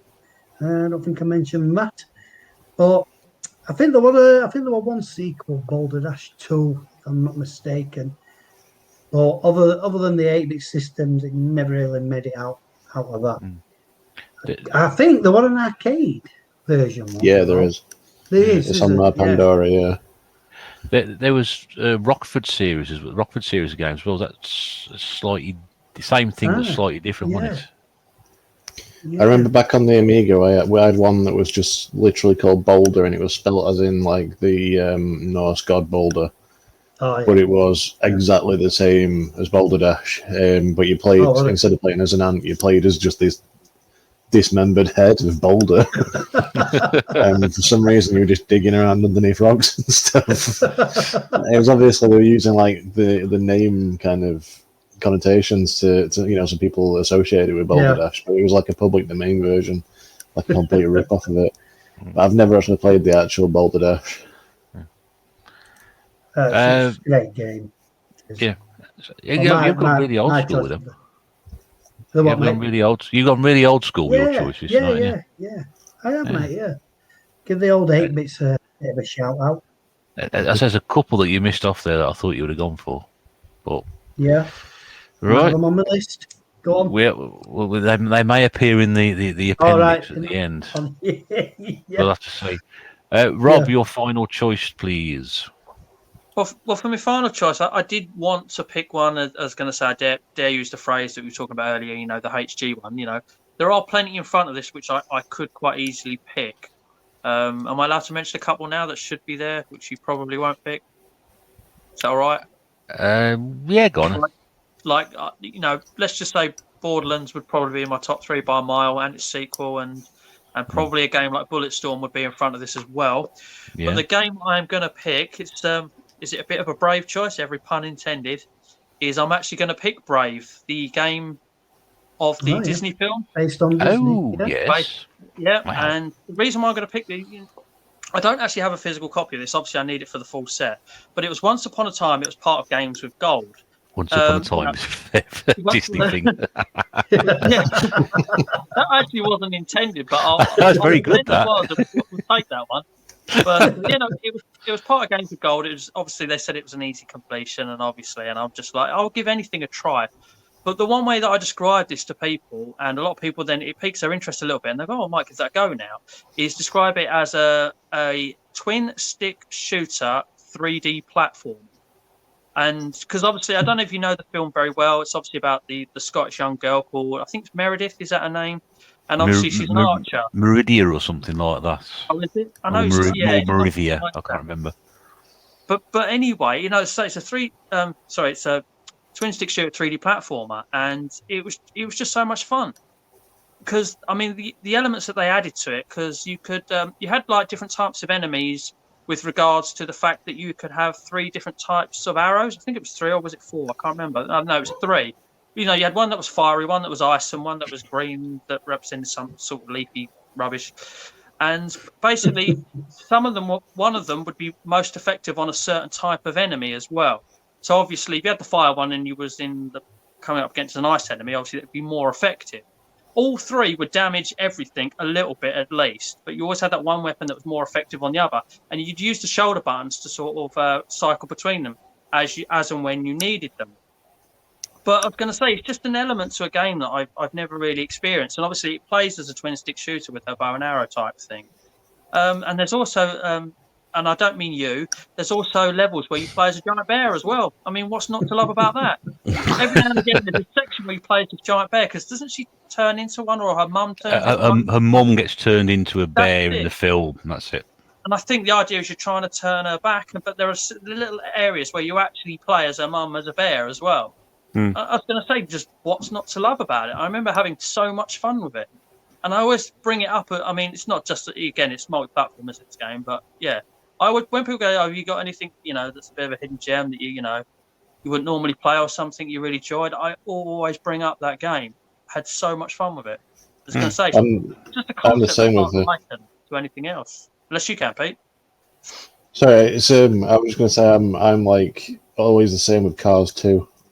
Anyone mentions any game that you wouldn't expect me to love, but I absolutely love playing it, it's Cars 2. I've played that and I can understand why. That is a lot. It's awesome. Yeah, it's a lot of fun as well. I'm hoping the Wii version of Brave is as good as the Xbox 360. Because I've got that, so that makes me sort of interested to play that and see how that turns out. I hope it plays like that, because they might be different, because they might be using it because of the motion, I suppose. But do you know what? Just generally as a rule, like there's a lot of Disney games, and not many of them are bad. The only one I can think of that ironically begins with B actually is Bolt. I must admit, I played that relatively recently. Actually, that could have fitted in to earlier. And yeah, the mechanics of being the dog on that are very bland and boring. The sections where you're the girl and you have to traverse across things are actually quite fun to work out, and the combat with her is not too bad. But when you turn into the dog, which you think would be the good part, actually boring as. No one remembers that film anyway, so it's all right. Yeah, no. Brave is definitely one to go for, not to be mixed up with Brave or Warrior's Tale, which I haven't played, which is meant to be a decent game as well, actually. Is that the one on the PS2? It's on the 360, I know that much. It's on the Wii as well. It's on the Wii as well. That's meant to be a good game, but I haven't played it. I'm sure I've got a game called Brave on the PS2, which I did sort of start playing, but I think it had a scratch on the disc or something and crashed, but it did seem really good. It's got a picture of like a little sort of Indian boy, like the Western type of Indian I'm talking about, on the front. Yeah, it's the same game, yeah. I like that choice, because that's an unexpected choice. I don't think to any people, not because of the games you play or how we are, just a completely sort of left field pick. I like that. So to round out our 3 each before we go very, very quickly, because I appreciate we've been here for an awful long time again. My third choice is Billy Hatcher and the Giant Egg on the GameCube. Oh, yeah. And it's a bog standard platform game, but I just love the fact that he's dressed as a chicken. And you're going to roll these giant eggs around, and it's a lovely looking game. It's colourful, it's bright, it's vibrant. The music's good. There's some great sound effects in it. Again, not the most challenging game in the world, but I've always wondered why there was, if I'm correct, there's never actually been a sequel to this. It's because he got old and started a YouTube channel and started picking fights with Game Zone Bedroom.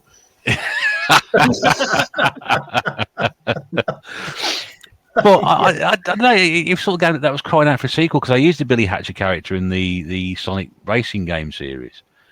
So I kind of say, but it's the very first game I did gameplay for on my channel as well, which nobody watched. So that's okay. That means nobody's going to agree with my choice on this one as well. But I just loved it. I just really, really good, and I just can't understand why there weren't any more games after that. It's really good if you've never played it before. I don't think it's a drastically. I mean, obviously GameCube games are expensive, full stop. I don't think it's drastically expensive because it came out as a Player's Choice release title, which is the one I've got, not the official GameCube one. So it's worth trying to track down, and you'll get a lot of fun out of it. It's not massively challenging, but it's just the sort of game that you play and makes you smile and glad to be a gamer and thinking, this is why I do this. This is the sort of game that makes me think, yeah, this is why I play games. I enjoy it. So, anybody else played it? Or just me? Not played it, no, but No. I'm aware of it. Never even heard of it. Oh, right, okay. Yeah. No, I didn't watch a video either, sorry. Oh, that's okay. Mate, nobody has done it. I think it's one of my lowest viewed videos ever. It's been on the channel nearly as long as I've been doing it. Yeah, painfully disappointing that was. Anyway, I've only known you 2 years, so that's why. that's probably what it is. I'll put a link in the description below to that video. So Yeah, I think we should all watch check it out. it. Yeah. I'm interested to see it now you spoke about Let's it. make it viral. Yeah. I think it's just gameplay. I don't think there's any commentary or anything. I don't even think I was doing an introduction to it. It's just me playing the game. Anyway. One of my early videos was a review of Yakuza 0, and I got about 5 views on that. So I ended up deleting it. Right. Sometimes it works out. Right, guys. So obviously we've picked 12 games out. There's loads of others. Beginning with B. Of course, there are. What we did. I mean, Pete, you went through your list last time. Yeah. So do you want to, if you've got anything that you haven't mentioned that was on your list, and then we'll go around everybody else and just see if there's anything else we haven't mentioned. Well, I've got a fairly comprehensive list, so I don't mind going last if everybody else wants to. I haven't got a comprehensive list. I've just got games that I know about that you could chuck out for B. And it's Well, ironic, we were talking about fighting games earlier, and only one B came to mind. And while I've been doing this, I've thought about Battle Arena Toshinden as well. It's not a great game by all means, but I just thought of it. Another B I thought of was Battletoads, as well. Oh, yes, yeah. Yeah. You actually that one off? And Bioshock, of course. Got all the Bioshock. Oh, yeah, of course, yeah. But I could rattle off loads, but we're sticking to good games. Bayonetta and Beautiful Katamari, and one Sean might like, but it's not COD or Medal of Honor. Begins with B, obviously Battlefield. Battlefield. Oh, yeah, okay, yeah. I thought you were going to say it. Go on. I thought you were going to say Brothers in Arms. That's what I was thinking of. Yeah, that's another one. Yeah. If Nath was here, Nath would have mentioned Battlefield because it was the extensive Battlefield gaming collection. Which he showed off. Which he showed us. I don't know why it didn't come to mind earlier. Banjo-Kazooie. Yeah, I've got that one there. I've got that one there. So this is why I'm letting everyone else go first, because I'm scratching all these off my list. I feel like you're doing like bingo or something. Yeah. Shout 9 in a minute or something. It is. It's like a fun version of bingo. Do play along if you're listening. Yeah, do play along if you're listening. We'll let you know when we do episode C, so you can join in and sort of cross off. And there'll be a prize for somebody who wins. Different games, I think, for that one. Yeah. If Banjo on there, Pete, I want to find one that's not on there. Banjo was on there, yeah. I think. Oh, Band Hero. Oh, Band Hero, yeah, that was on there. The only one you mentioned so far that wasn't on my list is Beautiful Katamari. Yes. Oh, he did. No, he did say that. I know, but it's not on mine. It's not on his list. Ah, right, yeah. Okay, Band Hero. Yeah, I like Barbie that. games on there. Sorry? You got all Bears Barbie games on there. No, I wasn't looking through my list, and I did see a few, and I thought I didn't bring any Barbie games. I'm sorry, I've let the side down. Barbie Horse Adventures. But Band Heroes definitely. A couple I've got. I'm just have a look down my list. Brian Lara Cricket. That might start your sort of game, guys. I know that, but I thought that was absolutely superb. Both the Mega Drive and the PlayStation 1 version. Not so much the ones that came along later. Any game in the Burnout series, I think when I first played Burnout, that was absolutely fantastic. Just a simple put your foot down and destroy everything racer. I played the first one on the GameCube and absolutely sensational. I'm partial to a quiz game, so I like the Buzz games. With the buzzers, I thought that they were really good. It's not on my list. Couple of Wii games which I'll chuck out there. Bit Trip Complete, which was a compilation of indie games that came out on the WiiWare, and they are so simple in design, but they got a banging sort of dance techno soundtrack to go with it, which, if you're lucky enough to get the copy with that CD in there, is fantastic edition. It's quite getting very expensive, that game, to pick up now. But yeah, that's certainly another Wii game, Boom Blocks. So who's played that one, which was the Steven Spielberg Electronic Art game. The first game more than the second one, because the second one's not quite as good. And I'm going to chuck a couple of C64 in games just to cheer Sean up. Yeah. Boogie Boy. Yeah. Which is, again, started great as well. Excellent conversion, giant arcade game, and scaled down beautifully for the Commodore 64. It's probably... I played more the Amiga version, which is okay, but the 64 version better. And one of my own personal favourites, which I could have gone in a completely different direction, but Badlands, which, if you've ever played Super Sprint, which is a sort of a top-down Formula One racer, this is the same sort of thing, but a futuristic with weapons in it. Futuristic in it, yeah. Great game. Yeah. And I think that one, again, gets drastically overlooked. Yeah. So I'll shut up now, and anybody else got anything to add on? Oh, did I say Bayonetta? I just can't remember. Yes, you did say Bayonetta, yeah. All right. Yeah. I didn't say Brutal Legend, though, did I? No. That's off my list. I've only got a few to speak of. Another first-person shooter on PS2, which I think is one of the best first-person shooters, actually. I think I know what's coming here. I think Black. I mentioned it before, Black. Yeah. Going back to 8-bit, we've got on Spectrum Back to School. And good choice, yeah. Bruce Lee. Bruce Lee, yes. Yeah. Yes. On Amiga, we've got Brutal Sports Football. Love that game. Yeah, quite a few people mentioned that one, but I've never played it. And then just a couple of arcade ones, which more than Bats the Gun, which is a shmup. Big Buck Hunter. Yes, wrong, yes. It's so wrong, but a lot of fun. It's awful to say, but it's so satisfying. It really is. That's why I got that Cabela's hunt on the Switch with the big gun. It's just, good.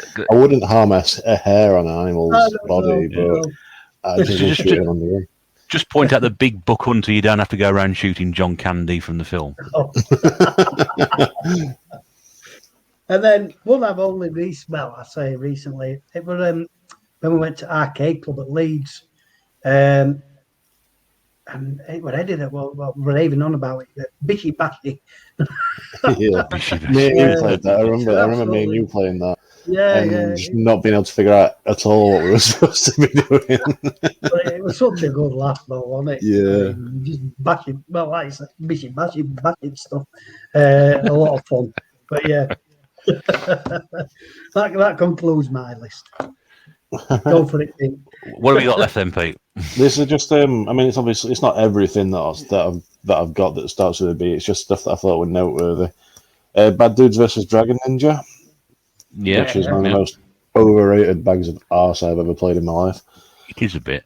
I like it. I like it as well, but I think it is overrated for having gone back to play the version of it recently. Yeah, I played through it start to finish last year, and I hated it by the end. Back to the Future, chiefly the Telltale series, which is more of a point and click than the Walking Dead stuff. Really nice. Really? Yeah, I loved it. I really loved it. That game is £20 on the Wii at the moment. Can't believe how expensive that game has got. It's not easy to find on the 360 either. I got the PS3 version for 99p, I think it was. I was very lucky to get it, but I nearly bought the Wii. I saw it at 350 the one time, and I forgot to pick it up when I was in there. And I looked the other day. They've actually got a copy in my local CX store. £20. That's crazy. Crazy money. 30 quid on the 360. That is 30. Yeah, it's not. I knew it wasn't an easy one to find.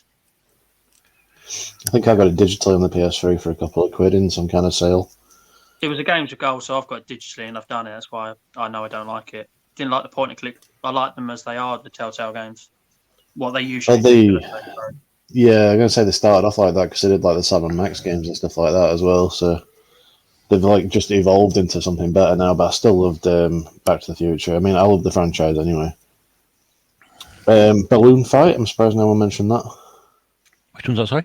Balloon Fight on the NES. Oh, yeah, that's a good one. Yeah, NES again, it's game. kind of overrated. It's not one of my favourites, but I just thought it was notable to mention. These ones are my favourites. The Batman Arkham series, Arkham Asylum, Arkham City, Arkham Origins, and Arkham Knight. All are absolutely amazing games. I find it really weird, actually, that I didn't mention a Batman game and Russ mentioned two. Yeah. Battle Garega or whatever it's called. I don't know how it's pronounced because it's one of these Japanese shoot 'em ups and made up words in the name, but it's really good. Another shoot 'em up, Battle Squadron. I played the Mega Drive version, but I've heard that there's better versions than that. But it was one that I grew up with that I really enjoyed. On the N64, which I nearly mentioned as one of my top 3, Beetle Adventure Racing. Oh, I thought you were going to say something else. You probably Really? will in a minute. Go on. No, that's the only N64B game I've got on there, apart from Bomberman that I mentioned earlier. Not Blast Corps? No, I'd never played that. No. No, I saw it on my list and thought I know a lot of people like it, but I've never played it. But yeah, Beetle Adventure Racing. Yeah, it's on that, isn't it? I mean, I've got it. Obviously, I've not got it, but I've got an EverDrive on my N64 with every game on it, so I have got access to playing it. I've just never actually played it. But yeah, Beetle Adventure Racing is one of those H words that Russ doesn't like. Next one, Beneath the Steel Sky, is one of my all-time favourite games. It's a point-and-click adventure game. Yeah. On Amiga on about 70 discs. But it's absolutely amazing, sort of like Blade Runner style. And I think they did a sequel recently, which I never actually got around to playing. Another Amiga game, which is one that not many people know, is Benefactor. It's like a little bit like Lemmings, but you actually play as a guy who's like running around with the lemmings, and you've got to like pick them up and move them to places and stuff like that. Which is one I played a lot of when I was younger. Beyond Two Souls, which is it's on the PS3 and 4, and it's or is it just on the PS4 actually? I don't know. But yeah, it's like the part of the like Heavy Rain, Fahrenheit series sort of thing. It's got Ellen Page before she became Elliot Page. Yeah. And yes, it's an interesting game. It's probably the worst one of that kind of series, but it is still really worth playing. I mentioned slightly earlier BioFreaks. That's a fighting game. It's like a 3D arena-based fighting game where you can like blow each other's limbs off and stuff mid-fight. Surprisingly enough, it's made by the same people who made Mortal Kombat. Bioship Paladins, another shoot 'em up. I'm mainly including these so like Dylan's got something to talk about. Bionic Commando. I'm surprised nobody mentioned that one. Oh, No, I've got that on my list, but yeah, I was going to wait and see what else, if anything else came up in the meantime. So yeah, Blazing Dragons, which is a point-and-click game. I'm mentioning this one mainly for Nath because I know he loves it. It's a point-and-click game on the Saturn and the PS1, and it's got like Terry. What's his name? Terry something from Monty Python. Terry Gilliam or Terry Jones. Yeah, it's got he does the voice. It's like that magical combination of him and then Cheech and Chong for some reason doing the voice acting. Wow, there's a combination you don't see every day, isn't there? That's it. Blazing Star. It's a shoot 'em up on the Neo Geo. Really good. I'm going to try and go through these quickly because we're on 2 hours now, aren't we? Yeah. Blood No one's Rain got work in the morning. It's all right. Don't worry. So, yeah, Sean's off for a couple of weeks. He's fine. You know. Blood Rain on the PS2. Me after what I played recently. Sorry? Me and what I played recently that's done it, and I ain't been here for like 6 months. No, well, I joked earlier than what between me and you it'd take us like an hour to get through what we played, and it nearly actually did. Yes, you weren't far off actually. Yeah. Blue Dragon is a Japanese role-playing game on the Xbox 360. Yeah, Yep. It's got 2 sequels on the DS as well. Not I've played got much that of for it, some but reason. Yeah, it's I've got that. really entertaining. Actually, I mean, I've not played much of it. It's one that I do want to sit and put some real time into, but it's just the aesthetic looks really nice. I mentioned Body Blues earlier. I'll scratch that one off. Borderlands, Rob mentioned. Mm-hmm. Next one, Brawl Brothers. I mentioned I played Rival Turf earlier on in what I've been playing. Brawl Brothers is the same series as that, so it's like a Streets of Rage style scrolling fighter from Jalico. Again, it's a bit scrappy compared to Sega and Capcom games, but it's still a lot of fun. The classic Breakout. Yeah. Everyone's played at least one iteration of that kind of like firing balls from a paddle into a wall sort of thing. Japanese role-playing game series Breath of Fire, which Breath of Fire 3 is one of my all-time favorite RPGs. But yeah, the whole series, at least the first 4 for definite, are amazing. Probably like at the time, I'd say Breath of Fire 3 was like the closest thing to Final Fantasy 7 in terms of a quality RPG on the PlayStation. Next one is a game I nearly picked. It's called Broforce. It's on the PS4. It's an indie game. And it's like a sort of side-scrolling platform, like run-and-gun game, but like every character you can unlock, and there's like hundreds of characters you can unlock.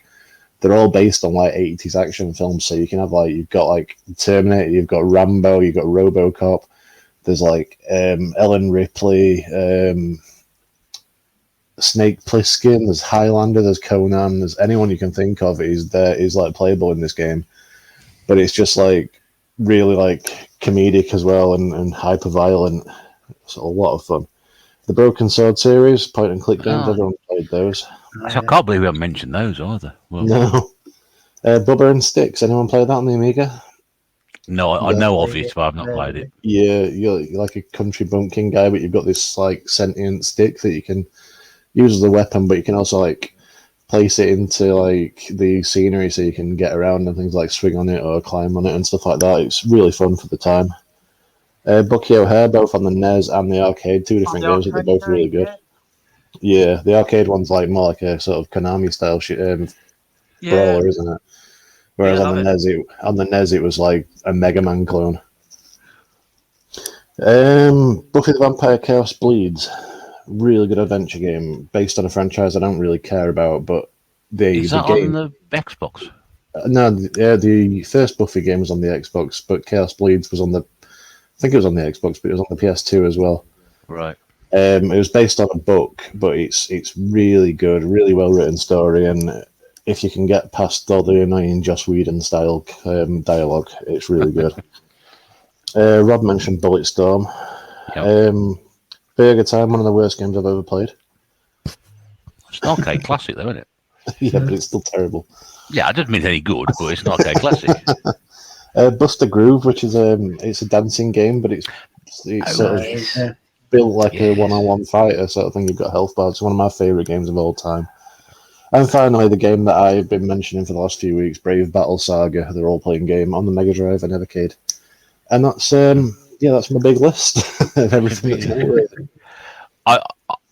That's a very comprehensive. I'm going to add 4 more at the end because there'll be some people having seizures at the moment because we haven't mentioned this one particular game, which I'll mention last of all. We mentioned Brothers in Arms earlier, which was I think the one we're thinking of for a first-person shooter. Again, I thought that was a pretty good game. Yeah. Again, going back years and years, Beachhead. Which should go back, and again, an absolute classic from very early days of micro gaming. Yeah. The one that people would be sort of sitting there, how the hell haven't you mentioned that? Is Bubble Bobble. We've not mentioned that one. We've not mentioned that one tonight. So there we go. We've mentioned it. So I hope people don't keel over an heart attack now. But yeah, I mean that is an absolute. It's an arcade classic. It's a fantastic 2-player game as well, and there aren't many duff conversions of it across all the systems. And I know there are a lot of fans of that game out there. So I thought we'd squeeze that one in right at the very end in this 5-hour podcast, which has been brilliant. So it's worked really well. So. But I think we covered quite a lot of games there. We've missed some. I'm sure we've missed some, but. That wasn't the intention to give you every game beginning with the letter B. It's good fun to do, but we've enjoyed doing that tonight. So brilliant. I'm sure people will put any in the comments we might have missed. Just in case there is a Brunswick Pro Bowling fan, or for that connect. Yeah. And the Biggest Loser wins. You know. They'll all be in there afterwards, won't they? I said Birmingham City Club football. We didn't put that one in. And I mentioned that one earlier, but yeah.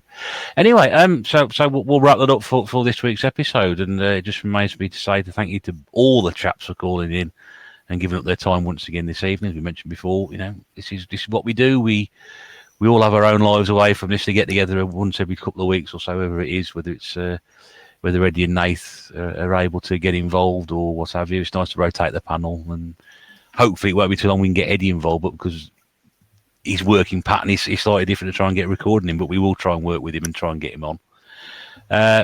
Great to have you back, Rob, as well. Thank you very much for giving up your time. No worries. Sorry it's been so long. I've been quiet for ages, but I'm back. No, it's good to have you in here. I'm back with a big capital B. There you go. But yeah, again, massive thanks to all the guys tonight. Pete, thank you very much indeed. Thank you as always. Sean, thank you very much indeed as well. Thank you very much, mate. So we're watching each other. Sean's getting darker by the second. It's going to disappear. The light is fading in the background. There's no lights in this house. It's good to be wore that white T-shirt, Sean, because we wouldn't be able to see you at all. I think that's... Oh dear. Yeah. Like I said, if do feel free to leave a comment in the section below if you've been listening live or watching this afterwards. Also, all the descriptions, all the links in the description below to all the guys' channels as well. Do go across and check them all out. We're all putting content onto YouTube. If you don't follow us already, please go across and have a look. I'll put Nathan and Eddie's in there as well, because I haven't done that last couple of weeks. People haven't been here. And we'll be back in 2 weeks' time, which I think will be the first weekend in August. Is that right? I think it is, isn't it? It's 1st of August, I think it is. Next episode we should be putting up. So I hope you can join us for that. In the meantime, from the Gaming Pantry and from around the UK where the guys are, this is the Retro Bear saying thank you very much indeed for the pleasure of your company. We'll speak to you again very soon. But until then, take care and bye for now.